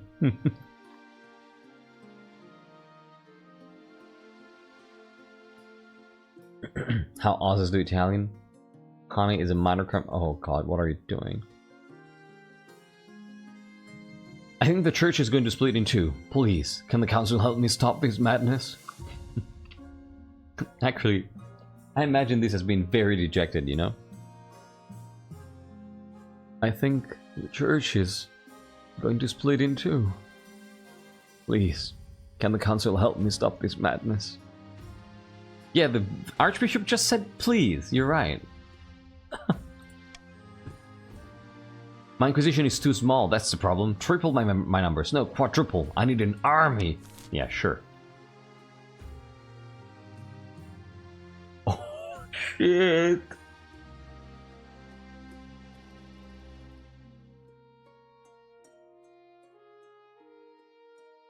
Oh my god.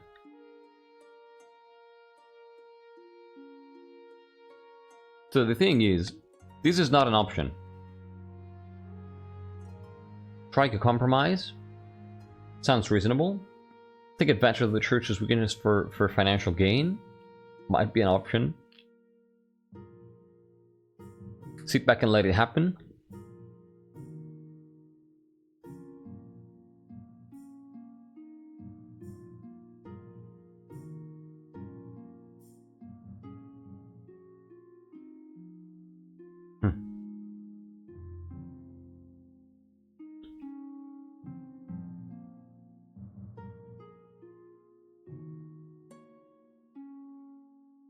Yeah, it's a lot of little symbols. I'm studying them.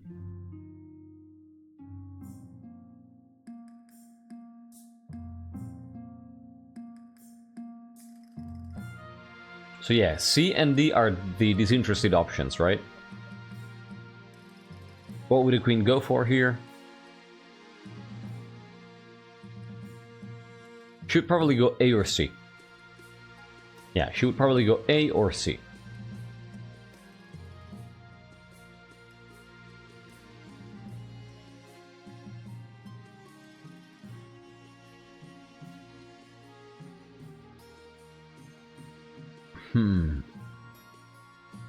I think she would probably encourage the nobles to vote for A, but if the nobles were to vote for C, she wouldn't be too mad. Let's see how this goes.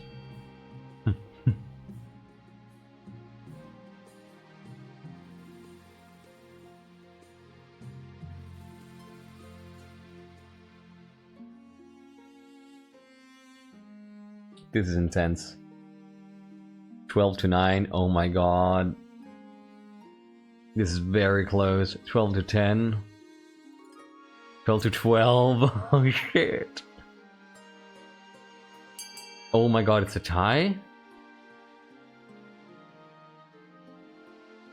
Oh my god, it's a tie. No, it's 13 to 12? Oh my god. Alright. Alright. This can still be tied? D can still win? So 14 to 12, this can still be tied in a return. I'm gonna be counting down from 5. If you have not voted, vote now. This is one of the closest and most important votes we've had in a while. Counting down from 5, 4, 3, exactly Adonia, 2, 14 to 12 again, 1, and 0. So the moderate party here is what prevails. A compromise. So this is where it had to get. At the council's meeting, the Archbishop meets with the leader of the True Believers and hashes out a compromise. So no more tickets to the afterlife. We'll change the wording of the holy text to forbid both selfishness and elfishness. Can I at least keep my hat? No, we hate the hat. The hat must go. Fine. How about I get the hat back on Wednesdays and Fridays? And I must be allowed to wear it in the presence of the Queen, of course. That would be acceptable to us. Good thing we stream on Wednesdays.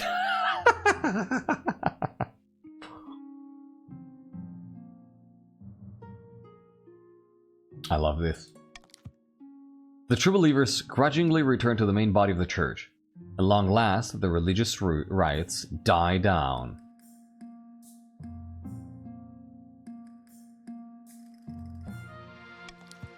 But with the Archbishop's power diminished, so is the Queen's legitimacy. Your divine right to rule no longer sounds convincing. In addition, the nobles are furious to find that the Church has forbidden selfishness. That's the very foundation of an aristocracy. What, are they supposed to care about people other than themselves?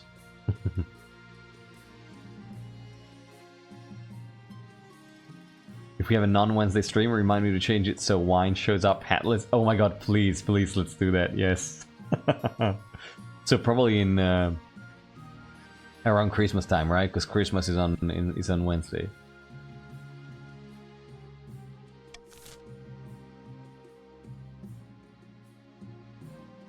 Oh my god, thinking about other people. That was awesome. That was absolutely awesome. So now the church has been seriously damaged, right? By this whole situation. And they managed to regain control only with the intervention of the Queen, right? Because the event, the option said strike a compromise, right? Find a compromise. But it was Arcetta who did it, and the council, not the Archbishop. That's so good. That's so good. Yeah, the church has plummeted down. No, Christmas 25th. 24th is Christmas Eve.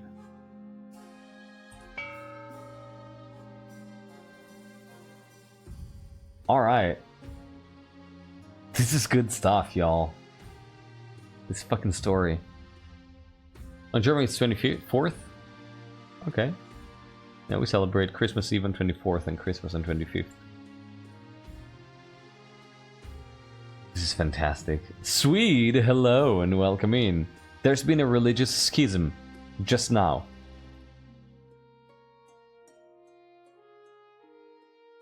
How you doing?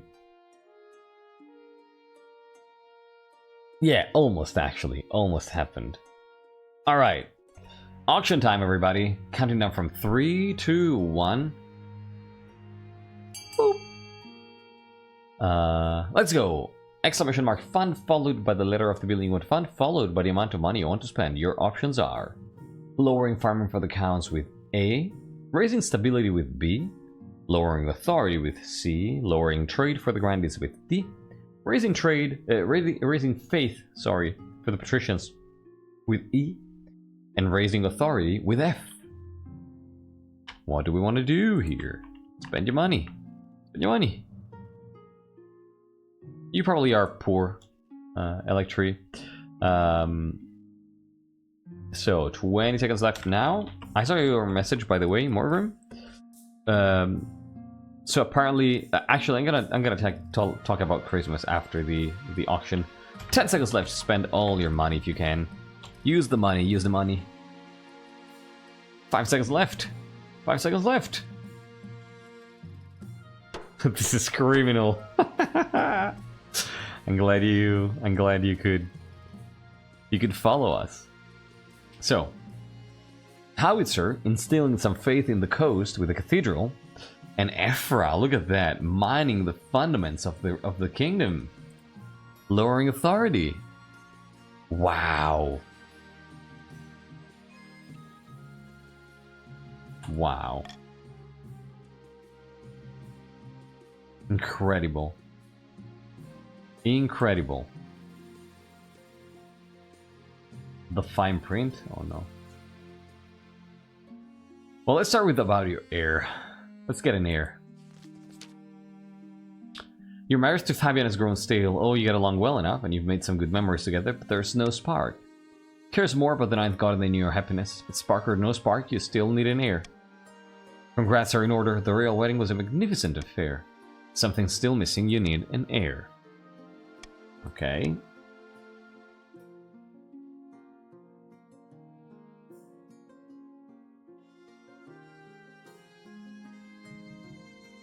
It's gotta be either an in-couple child or a youngest cousin. Oh, frogs? Thank you.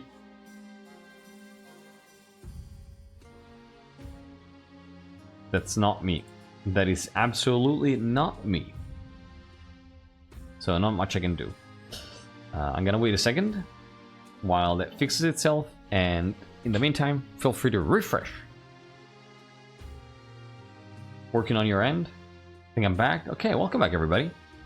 Yeah, if it's not working, please refresh, because it seems like it's been fixed. That was a brief Twitch interruption. Alright, welcome back in. Welcome back. Looks like it's good. Okay, awesome. All good. Fantastic. Thank you for the confirmation. So, I was just saying, Arcetta would probably be either a child together or a youngest cousin. Right? And, huh.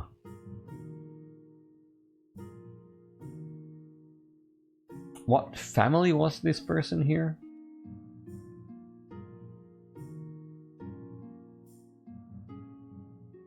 Oh god, I'm blanking on the family. Oh, Adonia, right.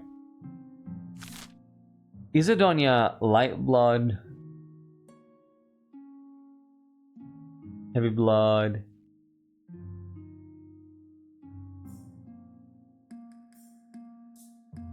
Arcetta will rule for another reign? What do you mean? Like Zoya? No. Light blood, okay, thank you. Lightish.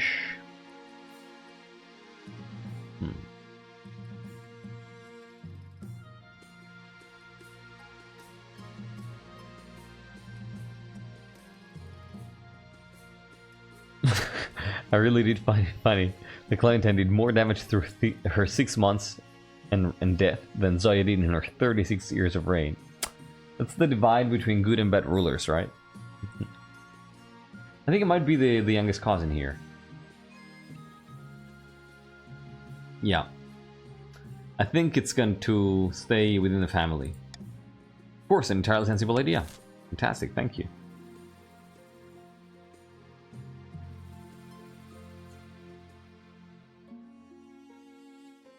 Mercenary extortion. Let's do that. Your Highness, those mercenaries you hired are behaving terribly. Think it's funny how Clementine has been blamed for the thing Arcetta did? Wait, what do you mean?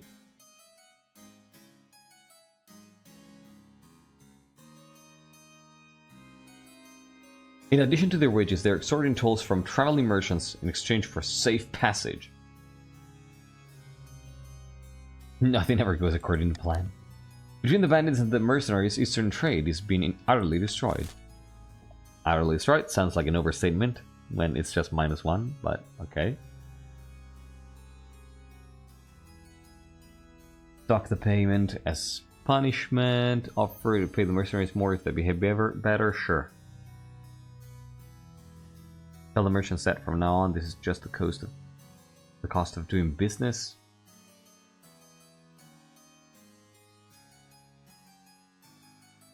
Well, it sucks.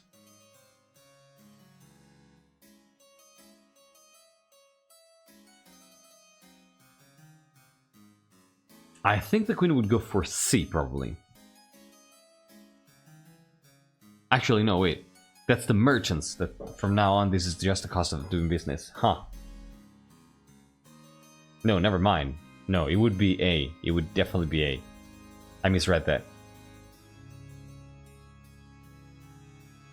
Mercenary Mafia? No, I misread C. I misread C.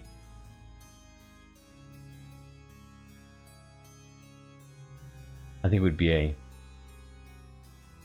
It's kind of like, let's be honest here. Let's be honest here. Arcetta, as a domino, knows pretty well how this kind of thing works, right? Because they run a protection racket themselves. And they don't want any...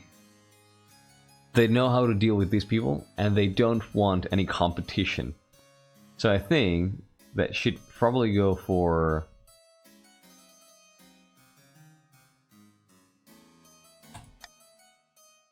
I gotta be to this. Because this is just outrageous. I think she says, dock the mercenaries pay as punishment.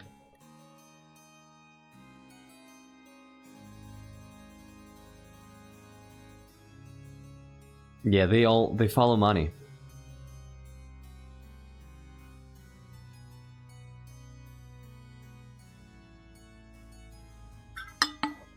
And if to compensate for that, they start pillaging, then they give us a reason to send an army.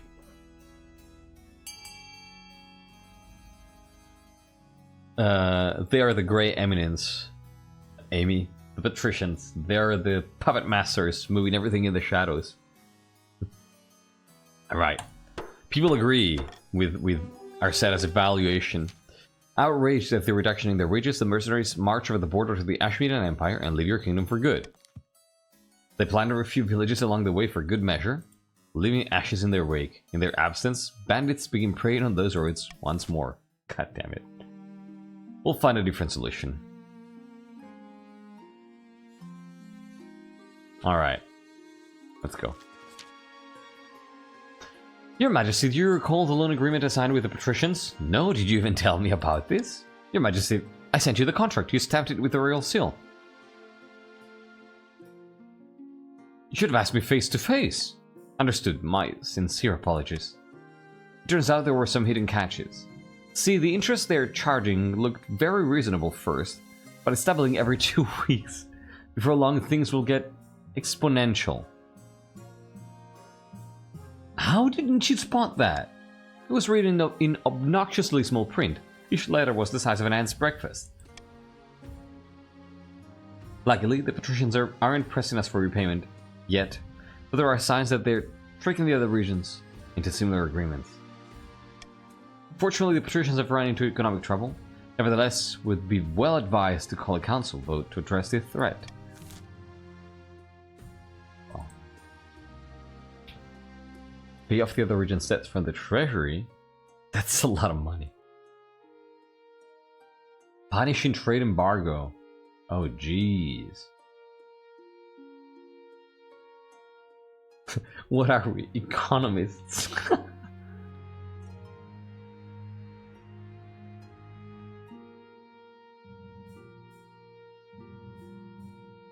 What would we do here?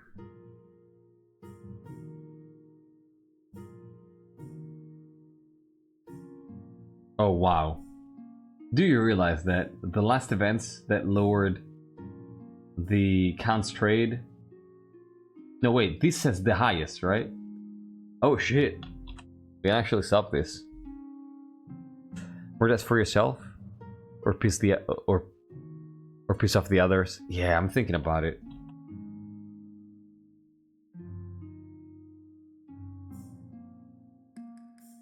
Pay off the other regions' debts from the treasury.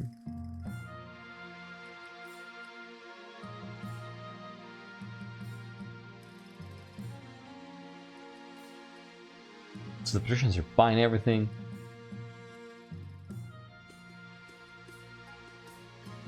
You know what?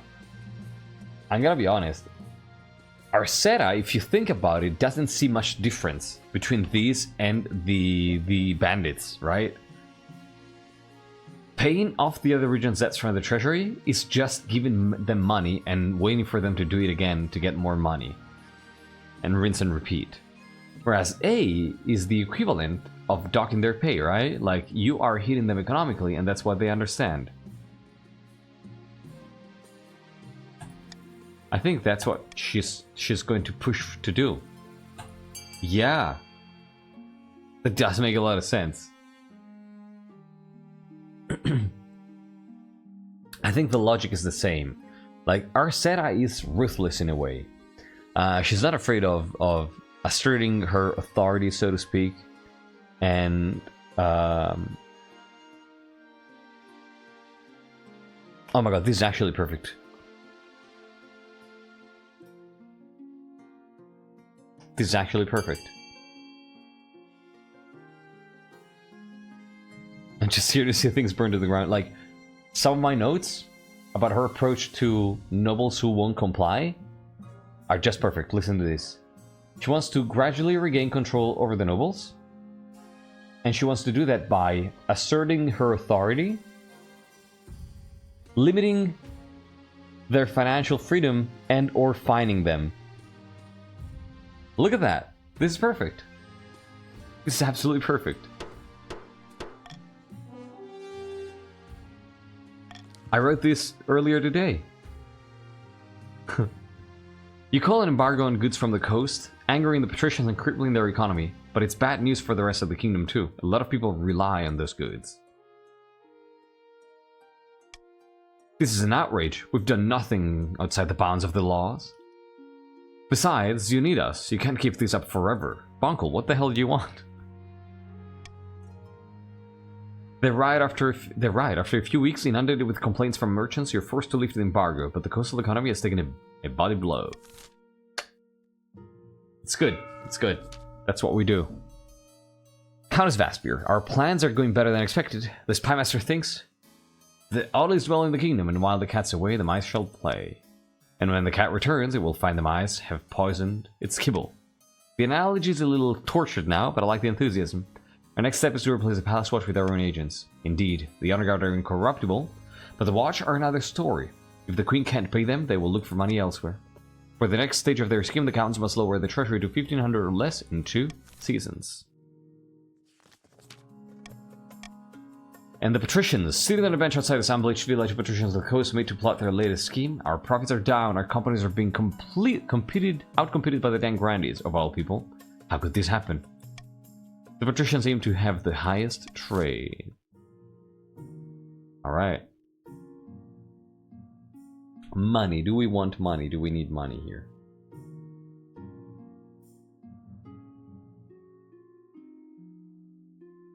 Do we feel like we can do this? Do we feel like we can tax people? Oh no. Oh, ads are probably about to start here. When they do, I'm gonna take another 2-minute break and use the restroom. And refill this again because it's almost empty. Take money from the coast. Oh, there we go. I'm gonna be taking a 2-minute break while the ads are playing. I encourage you to, you know, get up, stretch a little bit, get something to drink, get some water, use the restroom. I'll be right back.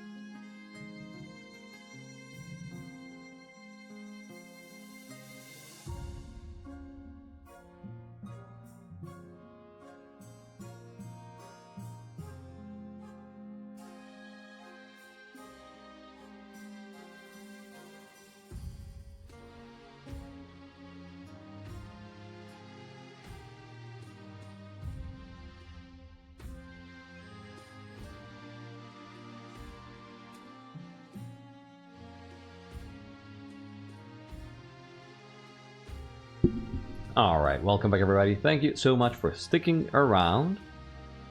Hello. So we're continuing episode 6 here.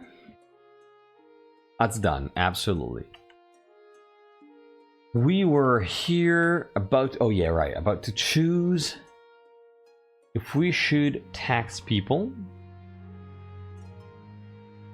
I think the answer is not. Arcetta doesn't want to make anybody upset. There you go. I think that's just, yeah, just the normal one. Just the normal one. Laughing stock? Oh my god. Oh, these are so bad.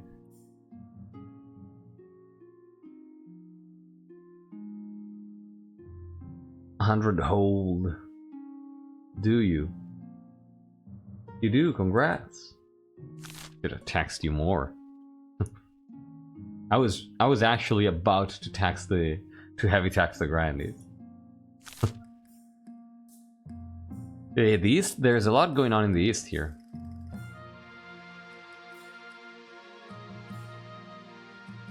I'm going to say, let's do a laughing stock first.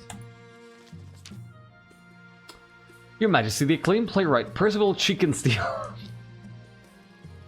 That's the name, really? Chickensteel.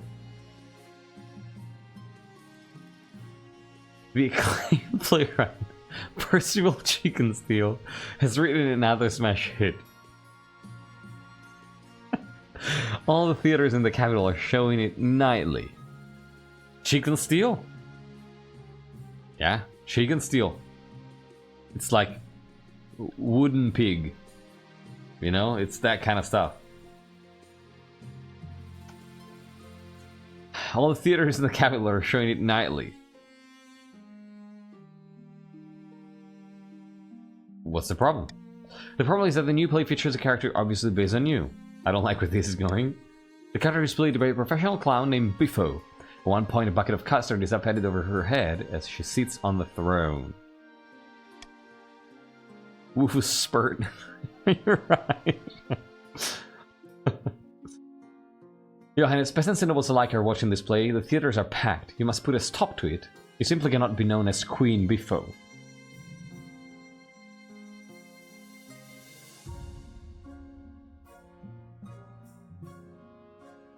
Huh. I don't think we ban it. No, yeah, I think we attend. I think we attend. A shocked silence falls in the theater as heralds announce your arrival. You wave it. You wave from the royal box as the actors stare up at you, clearly horrified. The play begins. Soon enough, the clown queen arrives on stage, comedically tripping on her own robes. They somehow found an actor who looks just like you. Endless humiliations are heaped on this honking, squeaking parody. Finally, the play concludes with the custard-drenched queen handing her crown to the deserving hero. All eyes turn to you. How do you react? We definitely do. I mean, I think that Arcetta is very good at this kind of public displays.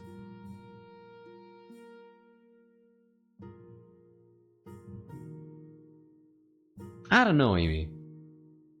Climb onto the stage.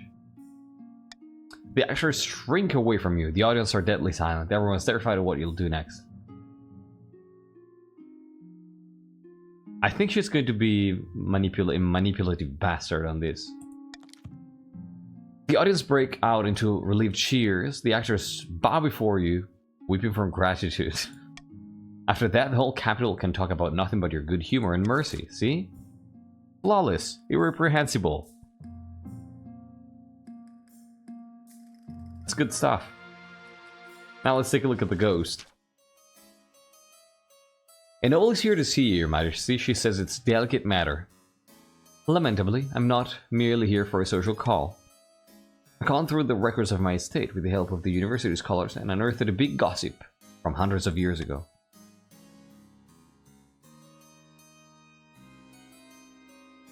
Great-great-uncle Laszlo was having an affair with a secret coastal lover. What? House Fossilor's great-great-grandmother.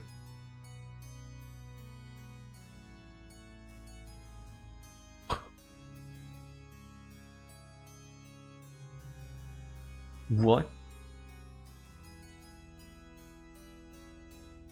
Wait. So if they were scared, did they not realize someone was going to tell Queen Arcetta sooner or later? Wait, what are you talking about?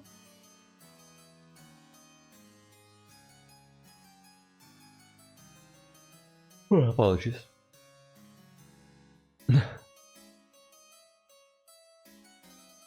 No, I don't think they're related, right? But they've been very close in role-playing.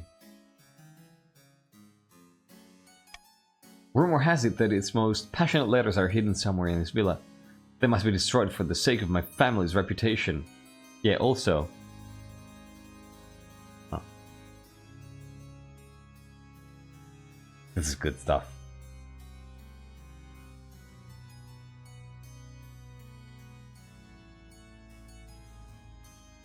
Blackmail material, huh? Oh, I do hope not, Your Highness. The trouble is, Maito refuses to let me anywhere near his villa, and I dare not mention the reason, or he'll tell everyone and embarrass my family.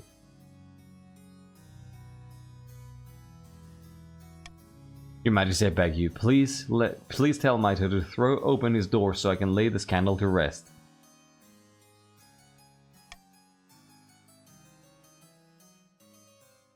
As long as you pay me a tithe.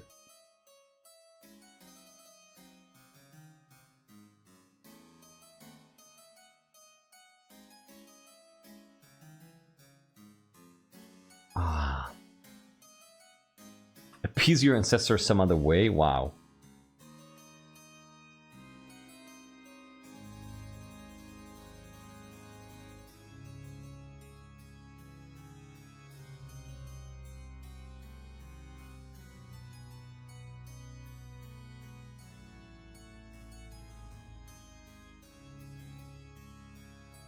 Yeah, this is pure Monarch.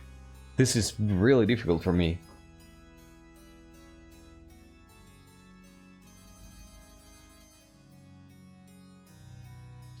I'm very conflicted. I'm thinking A.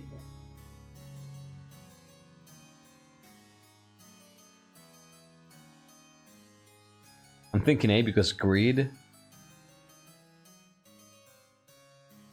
So the idea is they had an affair, and that might be scandalous, right? What is our set of stance on it? I think that she wouldn't want this to go public, you know?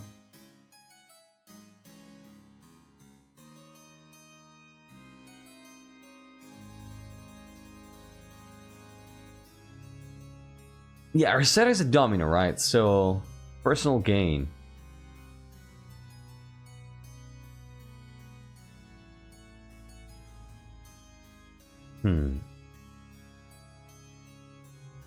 Arcetta voice. Look, I can take her money. She won't care, so it's fine. That's true.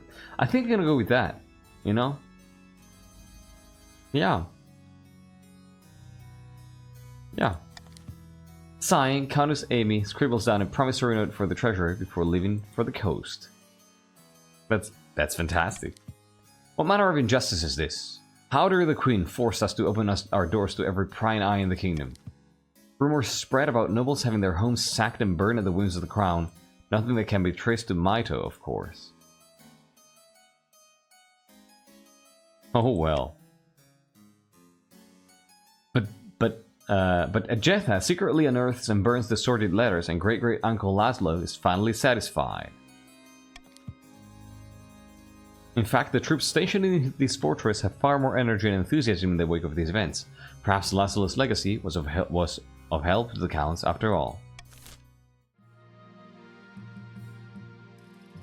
Wow.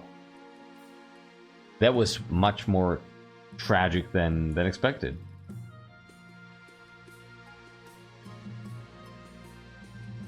So it was basically giving permission to run a thorough investigation of a private house, right?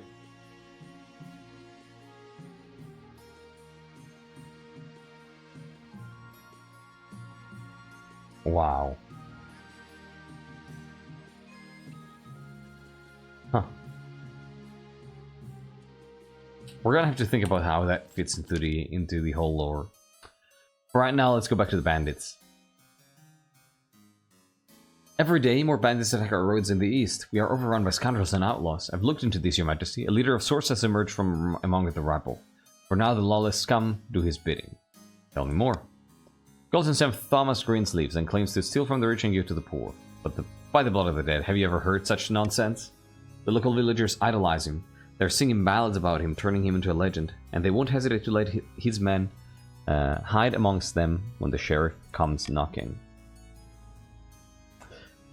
Who cares who he is? We need to kill him and teach the others a lesson. Wow, clear ideas here.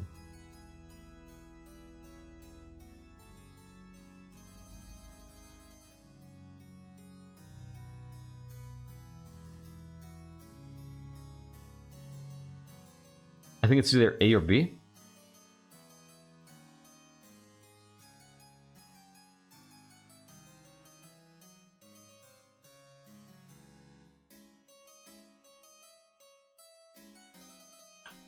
You know what? I'm gonna say B.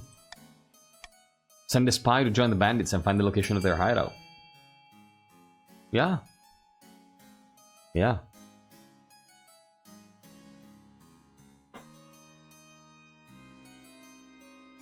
Yeah, I'm sorry to feel a little tired. Oh, sorry. Apologies for the yawning. I've had a few intense days study-wise. Exactly, Shay has a real good track record, precisely. So that's why I would trust her, right? I mean, 18 to 3 to 2, that looks pretty decided to me, so let's go. I know, Lemon, but I'm gonna finish this before I get to bed, so there's no point in saying that. He sent a spy to find Thomas Greensleeves and join his gang. It's an anxious few weeks as you wait to see if he was successful. He? Oh my god, we didn't send Shay. But appreciate the thought, Lemon. Good news! Thomas Greensleeves accepted our spy with open arms. His gang call themselves the Jovial Jackanapes and consider themselves not just bandits but vigilante do-gooders. My spy's not yet trusted enough to know the location of their hideout, but I'm sure that'll come soon. Then we can strike and wipe them off the face of Celestia. In the absence of immediate consequences, Thomas Greensleeves and his Jovial Jackanapes grow bolder by the day, even attacking counts in their carriages.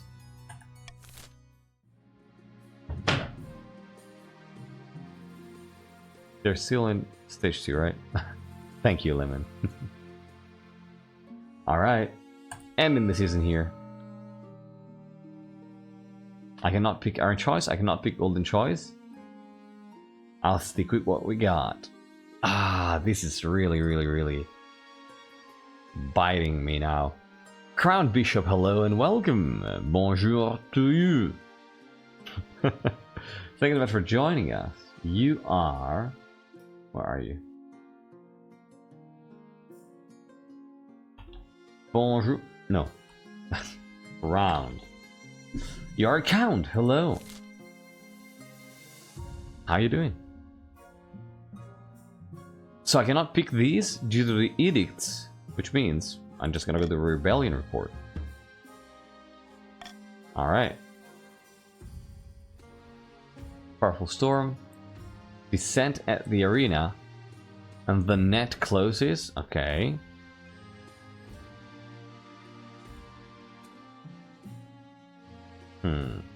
Glad to hear you're doing good, Crown Bishop. Happy to have you with us tonight. So you are joining a role-playing dynasty that's been going on for 6 episodes, and we're going to be playing it for a total of 13 episodes. So if you have any questions, feel free to ask. There is a link that you can follow. It's going to be posted in chat in a moment, I'm sure, that leads you to the background of the dynasty, the background info, to know everything about this.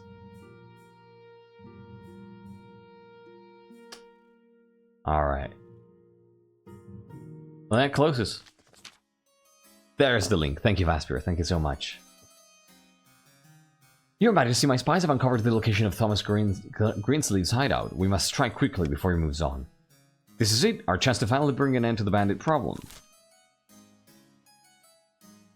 Hire an assassin, a very fucking expensive assassin. Just to leave these bandits alone.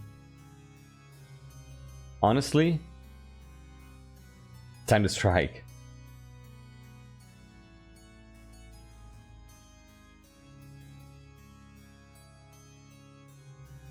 Yeah, let's make a public show of this, right? Public showing.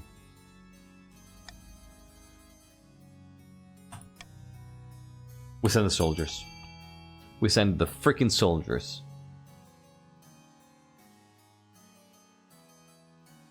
Give me a second here. I am starting to feel a little coldish. I'm gonna warm this thing up.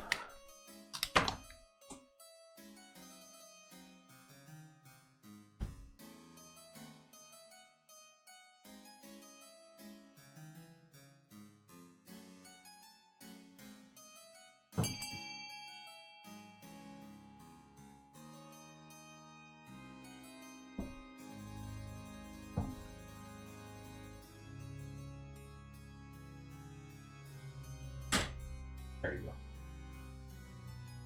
So what happened? Oh, this is close. 13 to 10? Oh my god. Really? Alright. If you have not voted, definitely vote now, because this can still be tied. I'm gonna be counting down from 5, 4, 3, 2, 1, and 0. Wow, look, yeah, look at the counts! Everybody voted for A. They're just so done. We need professionals. Yeah, one guy worked well, right? That's fantastic. Your spy master contacts an assassin from a guild known as the Children of the Viper. She's nice enough, though she has an unfortunate habit of tasting the air with her tongue as she counts out your gold. Good, good. It's all here. How do you want this bandit to die, Your Majesty?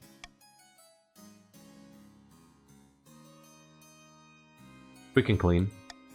The assassin shrugs, nods, then slips away into the shadows. Thomas Greensleeves always slept surrounded by his most loyal men. It didn't help. A few days later, you hear that he was killed in his sleep, throat cut, less than 3 feet away from 2 sentries who swore they saw nothing. Frog snake. Are we frogging? Oh no.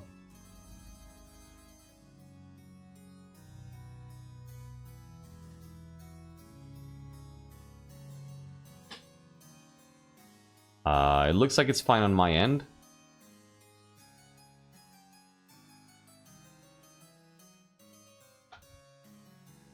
Are we still frogging? This snake is an amphibian. Let me know if we're still frogging. Because this is Twitch. This is definitely Twitch side. We frog bad. Major frog assault. Some frogging going on. Seems to be back.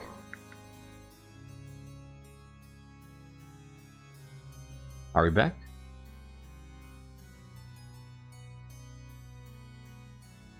Okay.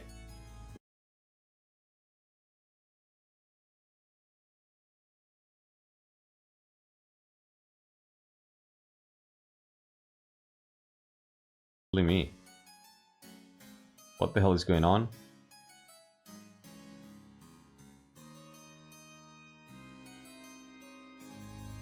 Wow.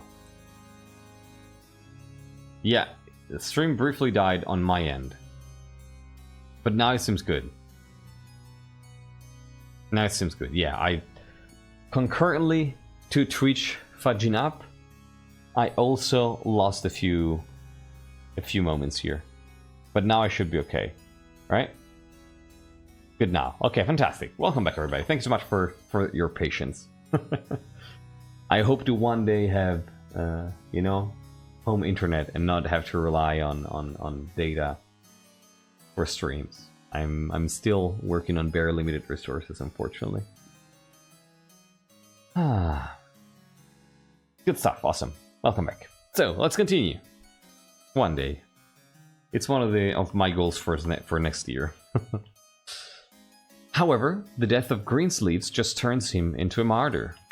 His loyal followers continue to plague Eastern roads in his honor, stealing from the rich and giving to the poor. Fuck, it didn't work. Meanwhile, the common folk are furious. They'll continue singing ballads about Thomas Greensleeves for centuries to come, with you in the role of the Tyrant Queen.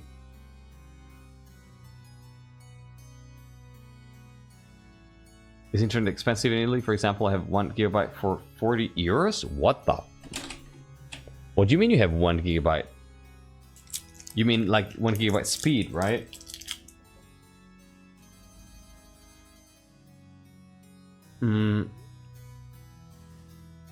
It would be roughly that price. Yeah, it would be roughly that price. Probably, you know, some good offer at the start for the first year or so, and then roughly that price. Okay, so thinking about what's been happening so far for Arcetta, what's gone wrong? What has turned around, right? It's been this, and the permission to raid a coastal villa. 10 euros? Oh my god, that's a dream.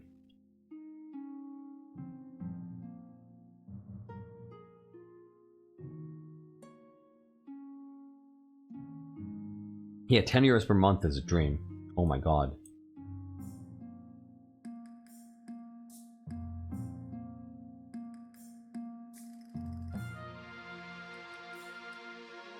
So, oh wow. Now I realized why, right? Like, to help a noble, she antagonized some other nobles. And to help some commoners, she antagonized other commoners.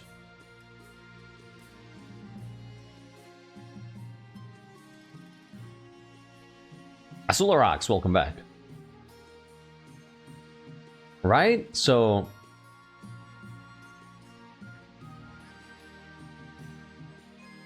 you get it, right? Like, she listened to Arcetta and upset the coastal nobles and other nobles who saw the authorization to enter the house as something that would go against nobles in general, right? Against noble, trample over nobles' rights. And some commoners were complaining about bandits. So she had one of the bandits killed, and other commoners complained. There was no way out of this.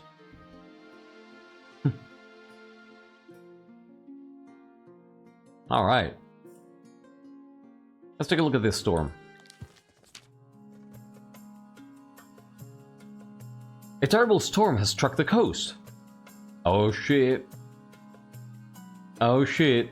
We're talking about the cannon, huh?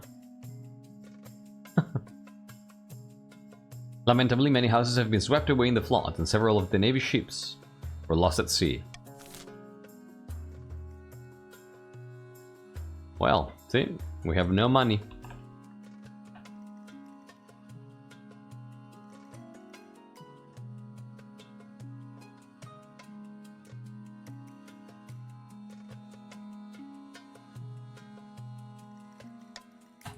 We're gonna help. We're going to help. One way or another, we're going to help.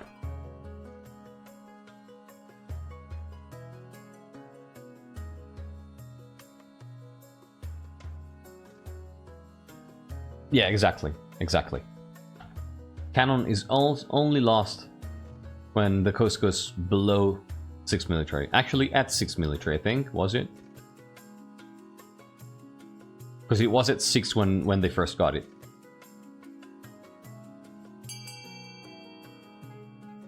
We like the church now, I'm sure it's fine. Oh, what remains of the church, right? Wait, no way, there is a tie, come on.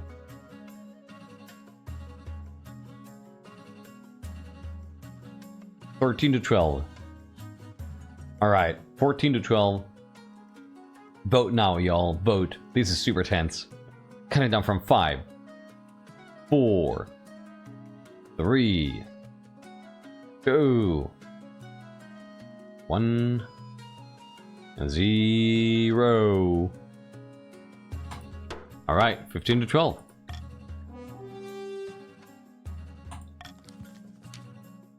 Why should we put our troops at risk, Your Holiness? It's not our fault that the coasts can't handle a little inclement weather. Despite Grandi Azul Lorak's protests, the troops are sent. Though dozens of soldiers drown in the ongoing floods, they clear the roads and rebuild the coast's lost houses.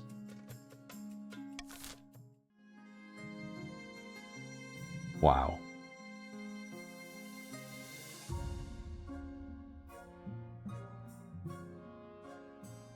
Look at that. Look at the Grandies being selfless there. Huh. Yeah, I think that's exactly what happened there. That the Grandies were all playing wanting to help the coast. Wow.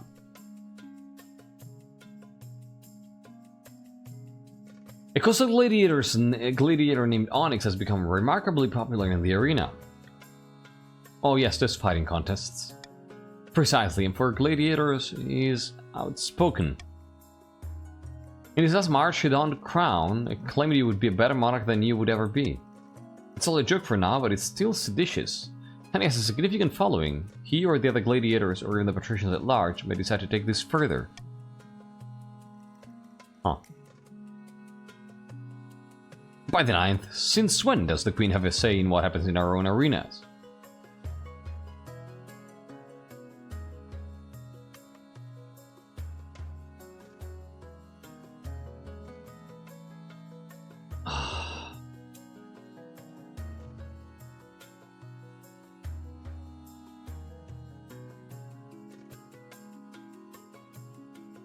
I'm thinking A here. I'm thinking Onyx needs to rein in this behavior, you know? It's precisely that guy, exactly.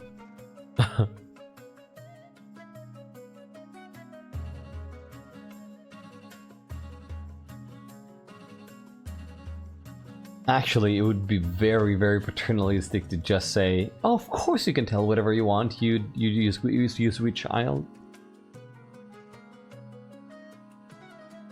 I actually think it might be that. That's very fitting. It's like, oh, it's so nice that you can feel like you can say that, yeah, please, keep saying whatever you want. And then, if it becomes too much, then we think about what to do, right? Yeah, let's do that. Electory looks surprised and not approvingly despite himself. But it all comes down to the council's decision. Ah, shit. I thought that would be a decision. Arrange an accident.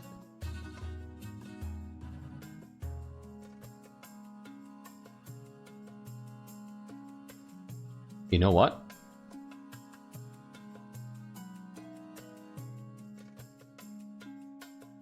Oh, shit.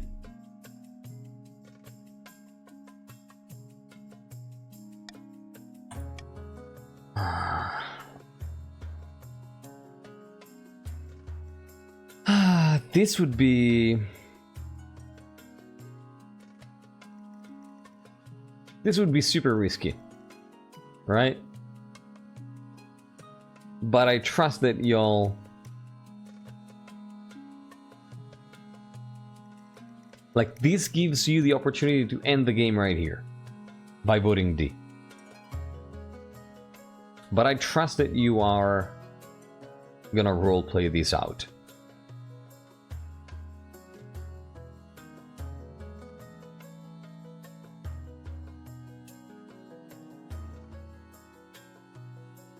But we want electory? Vote for electory. It's fine.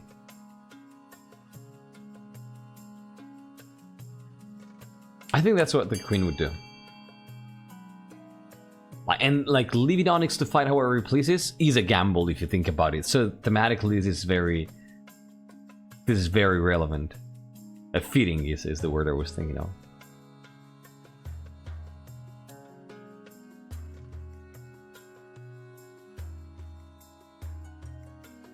This is close. 9 to 13. People actually wanting Electri to fight and die. That's fantastic. Alright. 9 to 14. It looks like it's gonna be B. 9 to 15. Yeah.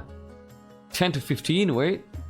I'm gonna count down from 5, 4, 3, 2, 1, and 0. So wait, who fought the first time? I don't remember.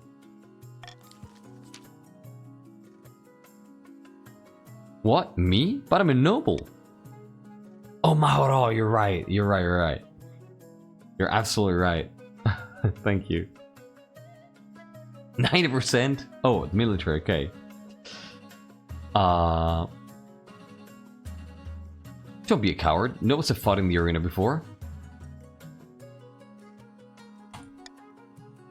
Lord Patrician Electri hurries away. Over the coming weeks, he trains beneath the best mercenaries money can buy. I'm gonna get my warm water below here. Ready to warm me up. Oh yes. Oh yes. Oh yes. Give me a warm.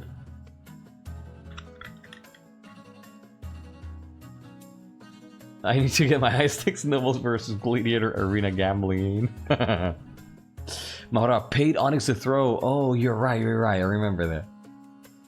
Will he be oiled as a proper gladiator too? I hope so. Warm water? No, this kind of warm water. 90% chance. Electri, how unlucky are you? By the time the battle arrives, Electri is ready for action. You're lucky. It's a brutal fight, but Onyx loses to a special move that is quickly nicknamed the Electri Pile Driver. Losing to a noble is an embarrassment indeed, and Onyx slinks away in defeat. His name is soon a distant memory, and it is made clear that the arena is no place to criticize the crown. But outside the ring, the patricians spread word that the queen had to enlist Electri to do her dirty work. It's not all smooth victories. Good job, Electri.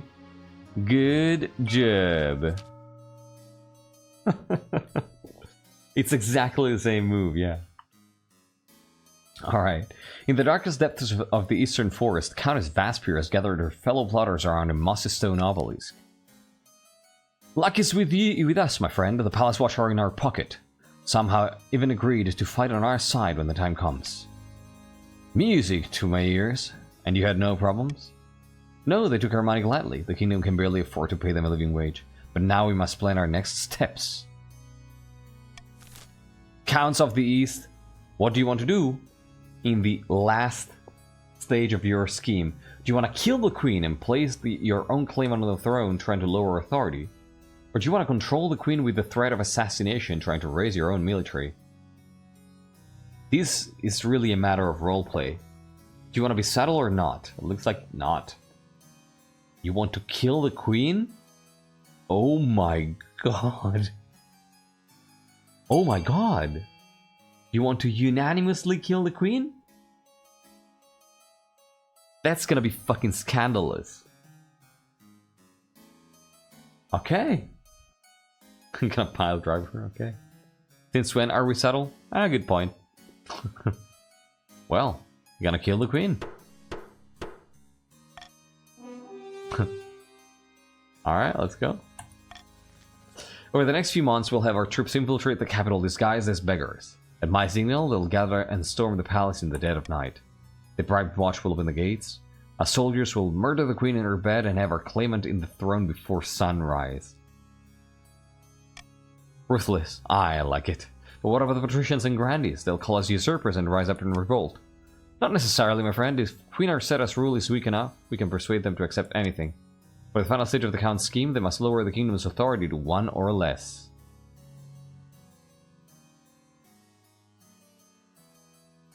Wow. Yeah, don't worry too much about it, Morgan.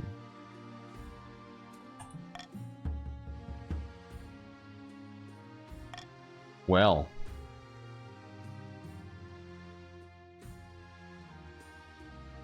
Ah, this is interesting. I have an RP question. Would our characters know what the goals are? Because that would change how I vote. Roughly, I would say, yeah.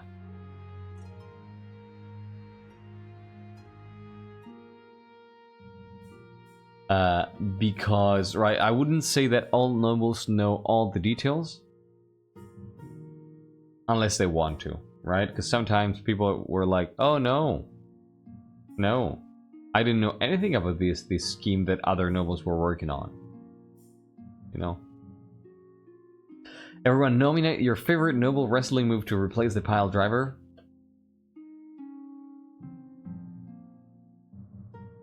I can invent one, right? It's probably gonna be the crowbar. That's the name.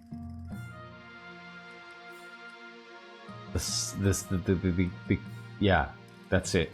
The coastal crowbar. Alright. The good word? Bankruptcy. Oh my god, these events. Let's start with the air. The legendary bribery beatdown, yeah. Your quest for an heir is finally complete. You stand before the council holding a small child in your arms. Should I die, ask that my crown be passed down to? Arcetta, my cousin and adopted child. The assembled nobles break out into polite applause, but designating an heir is cement the stability of the kingdom. Skeleton Recognition, thank you for the congratulations. Their name is Arcetta II. Thank you. So let's do a good word first. Greetings, Arcetta. I've had an idea. As you know, the people of the South are quite pious. As a member of the royal household and an avid adherent of the church myself, I thought I might go back to my homeland for a time and take the opportunity to preach in your favor. You mean make me some kind of a saint? Not exactly, I mean unless they really start to like you. But support from the church can't be a bad thing, can it? Support from the church can't be a bad thing, can it?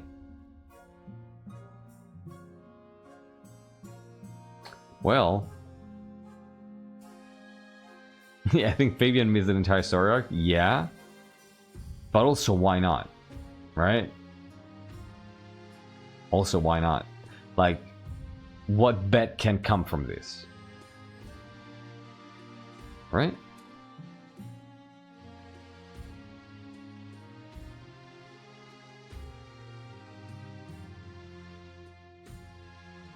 So, yeah.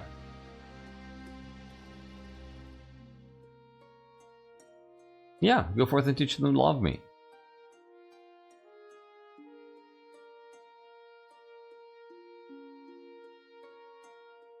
Yeah. We are blessed. I'll make the preparations immediately. Word spreads fast that the King Consort is planning a tour of the south. Thousands flock to the towns and villages where he plans to stop. Wow! I was just thinking, the fact that he's super introvert makes me really have low hopes for this, but yeah. Define your expectations. Fabian gives a series of impassioned speeches to the locals, preaching at length about your good standing with the church.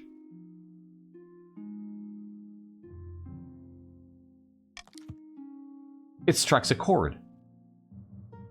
The Spy Master happily announces that your popularity is rising all across the region. It's his one area of confidence. Oh, that's a good point. That's a really good point.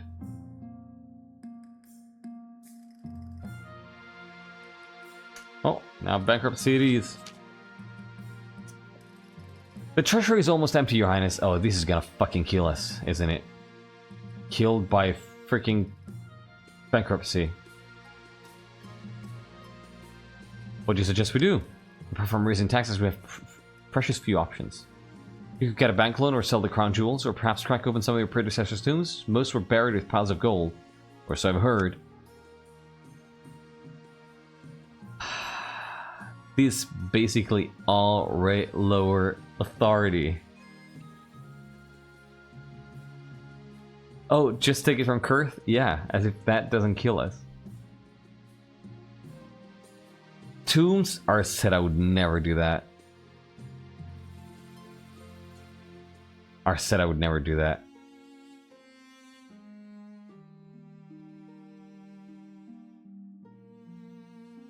She would never do Tomb Robin.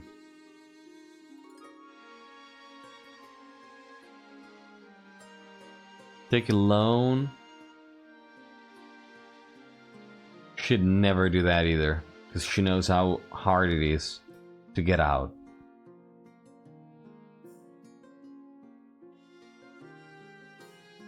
Sell off some of the royal jewelry to wealthier nobles. That might be an option. And then we have the royal mint.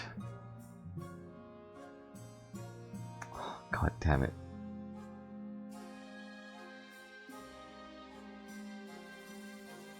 Oh no.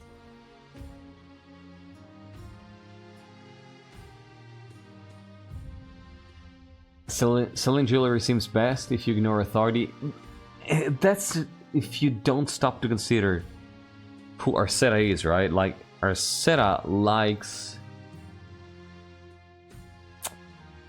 wants profit and wants to live an opulent life.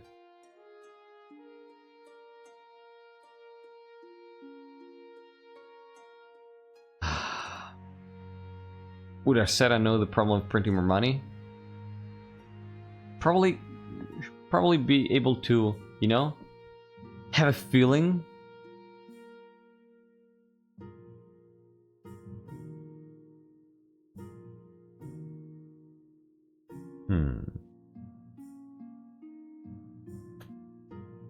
D we would be okay with D, I think, except I don't think Arcetta would do it.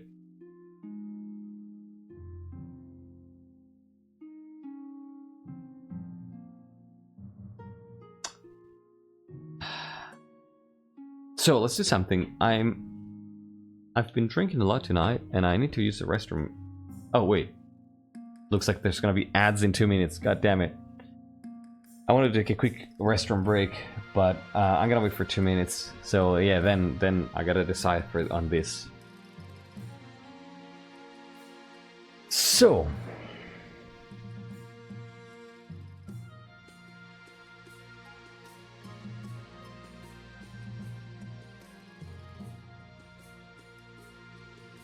No, actually, I really need to use the restroom. I'm sorry. I cannot wait those 2 minutes. Let me take a 3-minute break, a little bit longer, and then I'll be back, alright? I really need to run. Give me a second.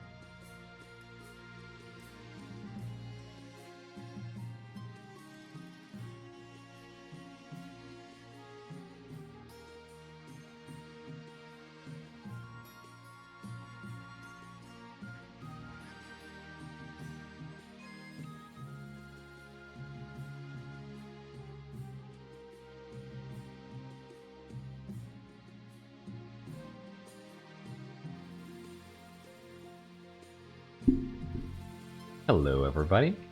I see we have some ads running. I'm going to be waiting for 30 more seconds. O chair of the Kaji, what is your wisdom? Welcome back, everybody. Thank you so much for sticking around. Gotta be waiting for the ads to end while I take a look at my traits again, just to make sure. Okay.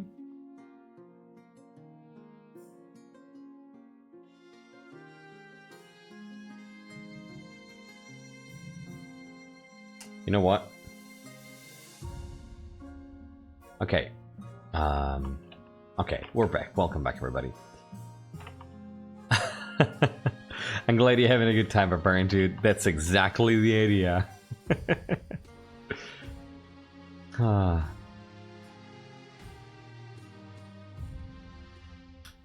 think that Arcetta knows that this is not an option.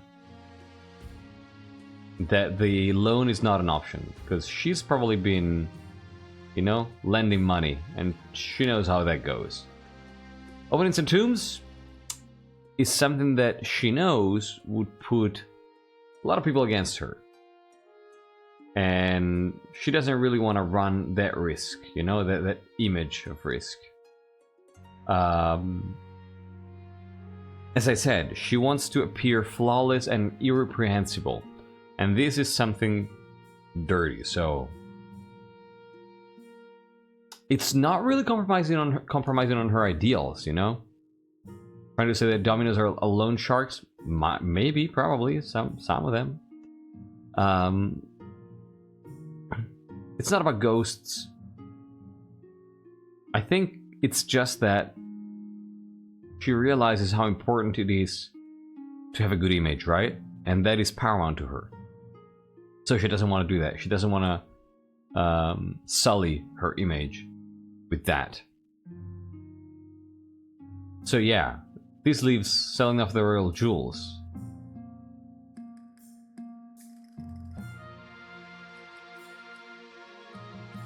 But I have a feeling she might not do that. Because she knows the importance of symbols. And she's been fighting all her reign to re-establish a little bit of authority. Exactly, Electri, right? And this would basically nullify all the work that she's been doing. So, this is literally a Zugzwang, if you know a little bit of chess. So, who said 4 decisions she wouldn't do?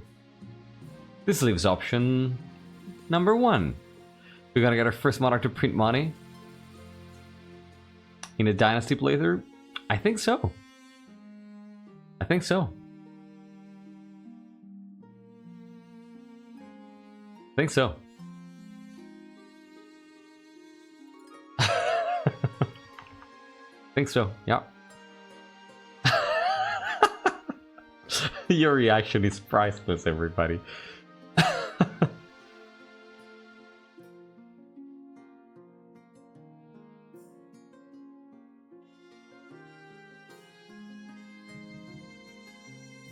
Yeah, there's gonna be inflation. But there's a way out, right?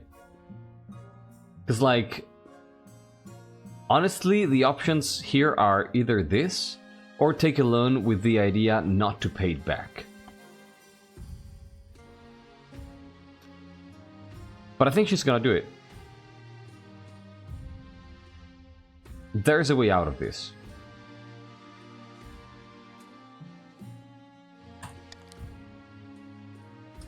Okay, we're rich. We are rich. And you know what's the best part of this? You know what the best part of this is? The best part of this is now we have 10,000 gold. If she manages to win, before the kingdom goes to shit, at the start of the next reign, due to the Grandee's penalty, it will go down to 1500 again.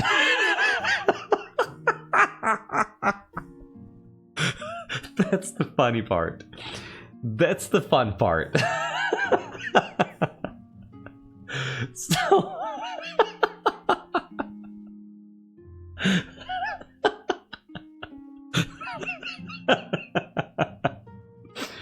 I love this. Where would it all go? The grandees would spend it.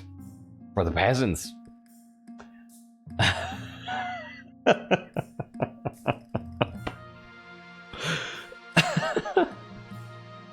All right.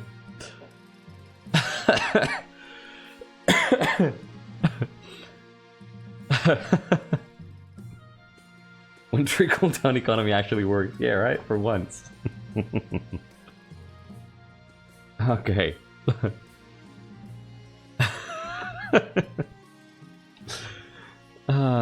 Man, K all spent for the peasantry, but with barely any regional stats changing. I mean, yeah. This is what happens when you give money to the peasants. They don't know what to do with it. Alright.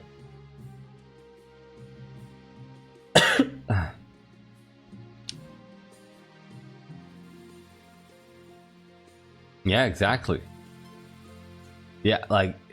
Yeah, where does that money go? In +1 farming for everybody, and +1 authority and stability at the start of the reign. The real mint begins churning out new coins, allowing you to pay off several old debts. Well, that's great. That's what we needed. Oh no. Hiccups. No. Oh no.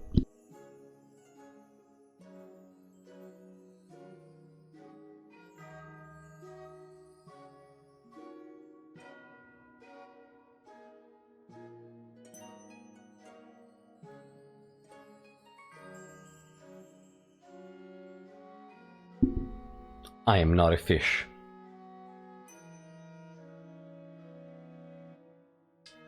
I'm not a fish.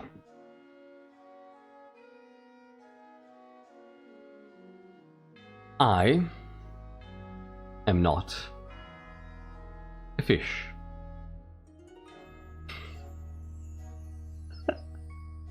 Lurks, no.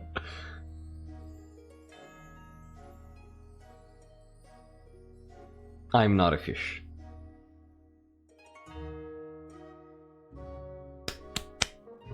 I'm not a fish. There you go. Hiccup is gone. I cannot believe that this works. I cannot believe that this works. Every time you say it, it makes it less convincing.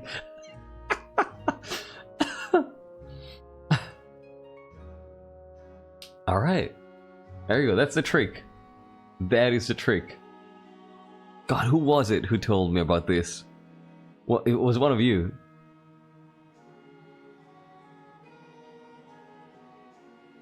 Who is it? Oh God, who was it? Oh yeah. God, I don't remember. I don't remember who he was. Ah, I don't remember. Oh God, wait. Does somebody remember? There was a player who was here a lot at the very start who used to play Baron, a Baroness rather. Thank you for the clip.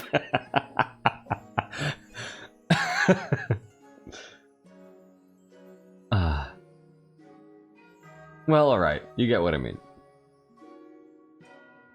And the funny part is that like a month ago, she came back for one episode. I was like, oh, a long time no see. It's been like a year. Hi, how you doing? Oh, I've been working a lot. And I had hiccup that time. And she was like, I always tell myself I'm not efficient, that works. And then disappeared again.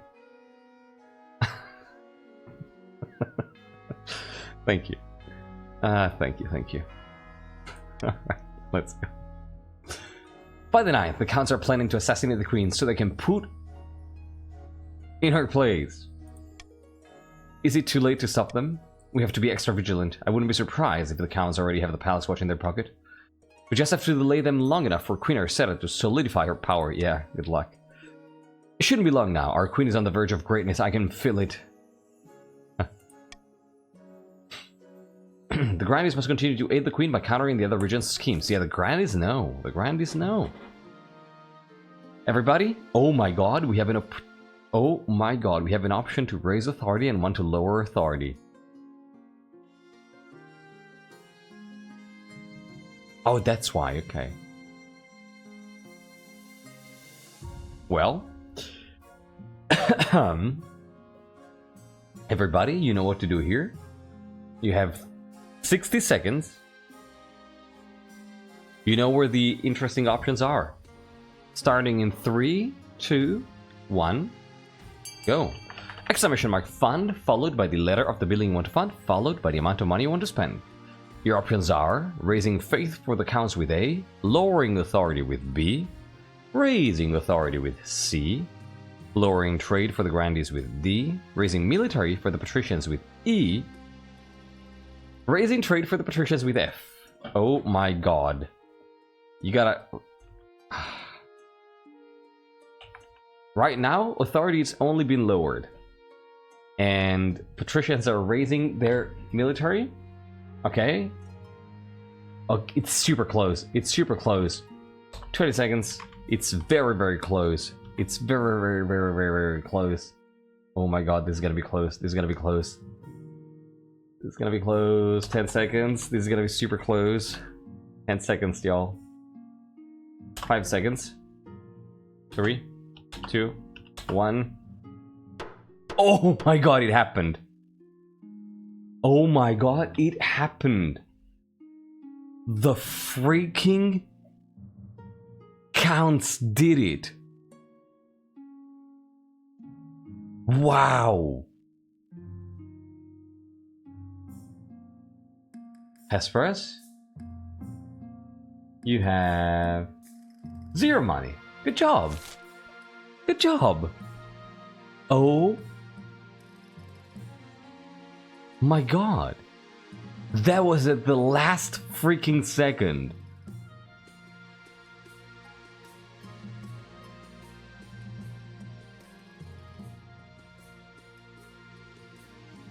And the funny thing is, the treasure will stay like this.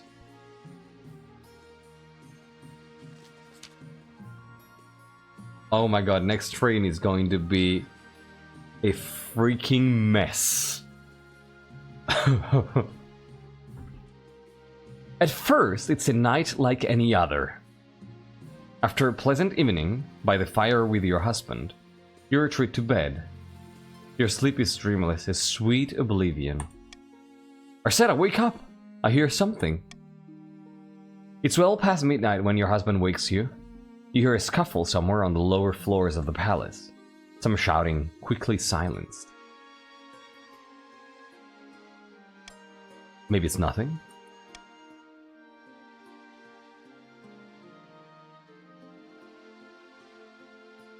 Let's go investigate. As you're putting your boots on, one of your southern knights of the Holy Order of the Yellow Brick Road bursts into the bedchamber, clutching a deep wound in her side. Her grip trembles on her blood-soaked scimitar. She does not speak. Instead, she jabs her finger urgently down the corridor, as though gesturing for you to flee. This can't be happening.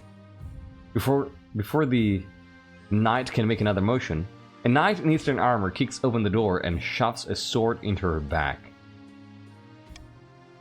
A figure you recognize follows the knight into the room. It's Countess Vasphere? Too late, your grace. This is my palace now.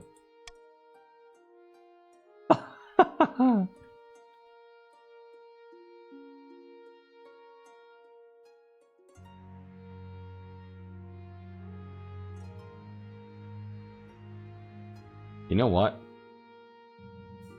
I think she should try to save herself. Spare me, I'll give you anything you want. No. There will be no mercy. Not from me. I already have everything I want.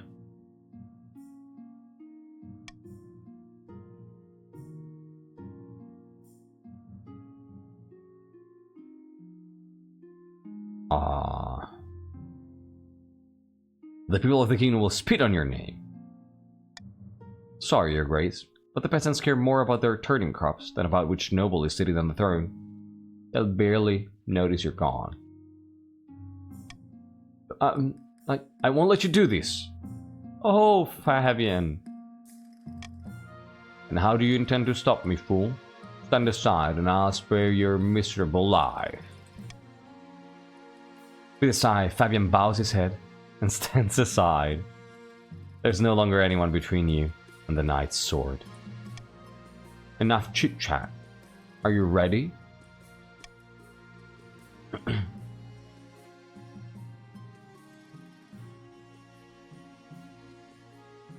Fuck dignity. Yeah, Fabian, just chicken. Fuck dignity. We're gonna try to stab somebody. You scramble for the dagger hilt, but the knight grabs you and hauls you away with impossibly strong arms. The sword swings. Blood splatters the ceiling. With that, your reign finally comes to an end. GG, everybody. Thank you, Lurks. Jesus. This was bloody. Congrats to the Counts. The Counts hacked off Queen Arcetta's head and placed it on his pike above the palace gates. The peasants appreciated these. Always nice to see the old traditions upheld. Oh, fuck. Unable to keep their puppet on the throne, the Grandies were forced to retreat to their secluded villas and brood. It wouldn't be long before a new southern claimant would arise, and when they did, the Grandies would be ready. The patricians failed to turn the kingdom's debts against it, and the moment had passed. Ever practical, they set about collecting interest and hoarding wealth, waiting for the time to scheme once more. After killing the queen, the counts also made sure to butcher all her supporters. Weeks into monarch Vanya's reign, servants were still trying to get the stains out of the palace carpets. The common folk whispered that the reign born in blood would also end in it. Jesus Christ. Queen Arcetta the Greedy is actually quite fitting. Yeah. That's great. Sparks corruption is always the richest. Shiny Horse is now the poorest. Yeah, Vanya. Oof. A reign born in blood, quite fitting for Bloodscale, right? Yes, it is. Oh, next episode is gonna be explosive. Yeah, any who wouldn't healed, right? Yeah.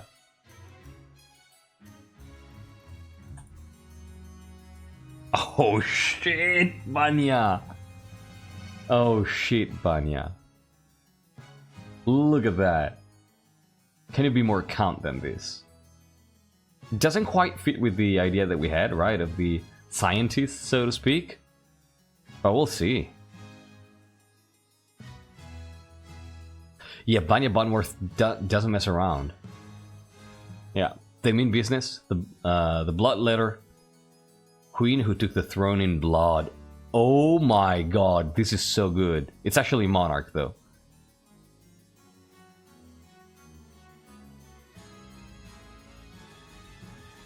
They did let blood when taking the throne.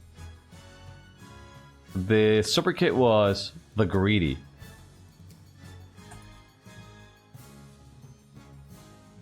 Yeah, Fabian was like, okay, sorry.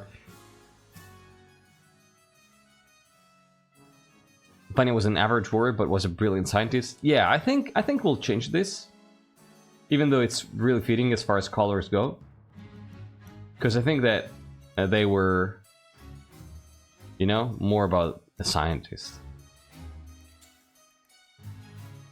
This is really fucking cool.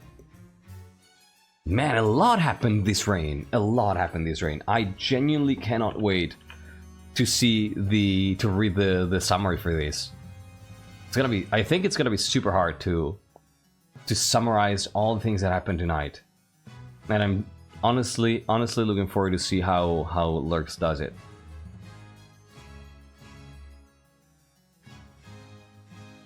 Ooh. Imagine if the rebellion happens and the counts vote for the grandees again on account of not being peasants. I guess we'll see, right? Yeah, this was...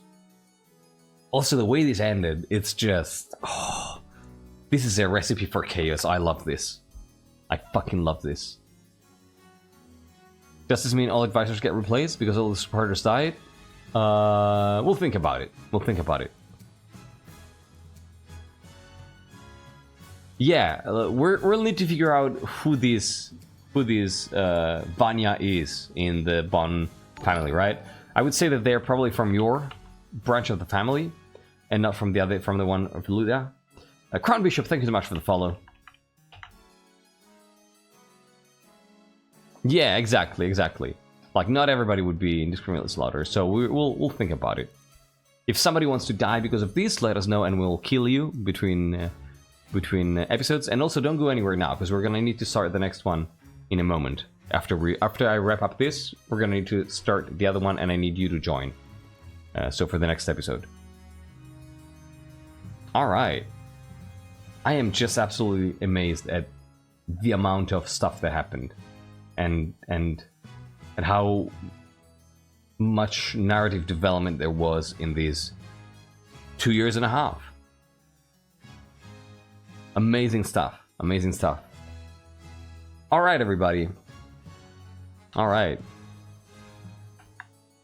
Yeah, exactly. If anyone's noble would have died gloriously in defiance, let us know, and we can kill you.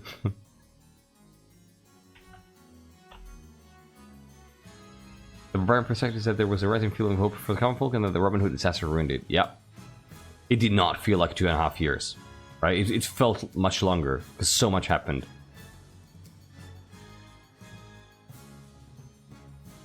Yeah, exactly, Kane. Also the peasants.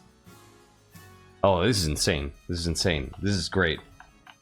And we are at the halfway point of the dynasty, so this is perfect, right? Like, all the themes are starting to bubble up, to boil, and to, you know, yeah, to come to the surface. Awesome stuff. I cannot wait to see how this develops further next time. Fantastic. All right.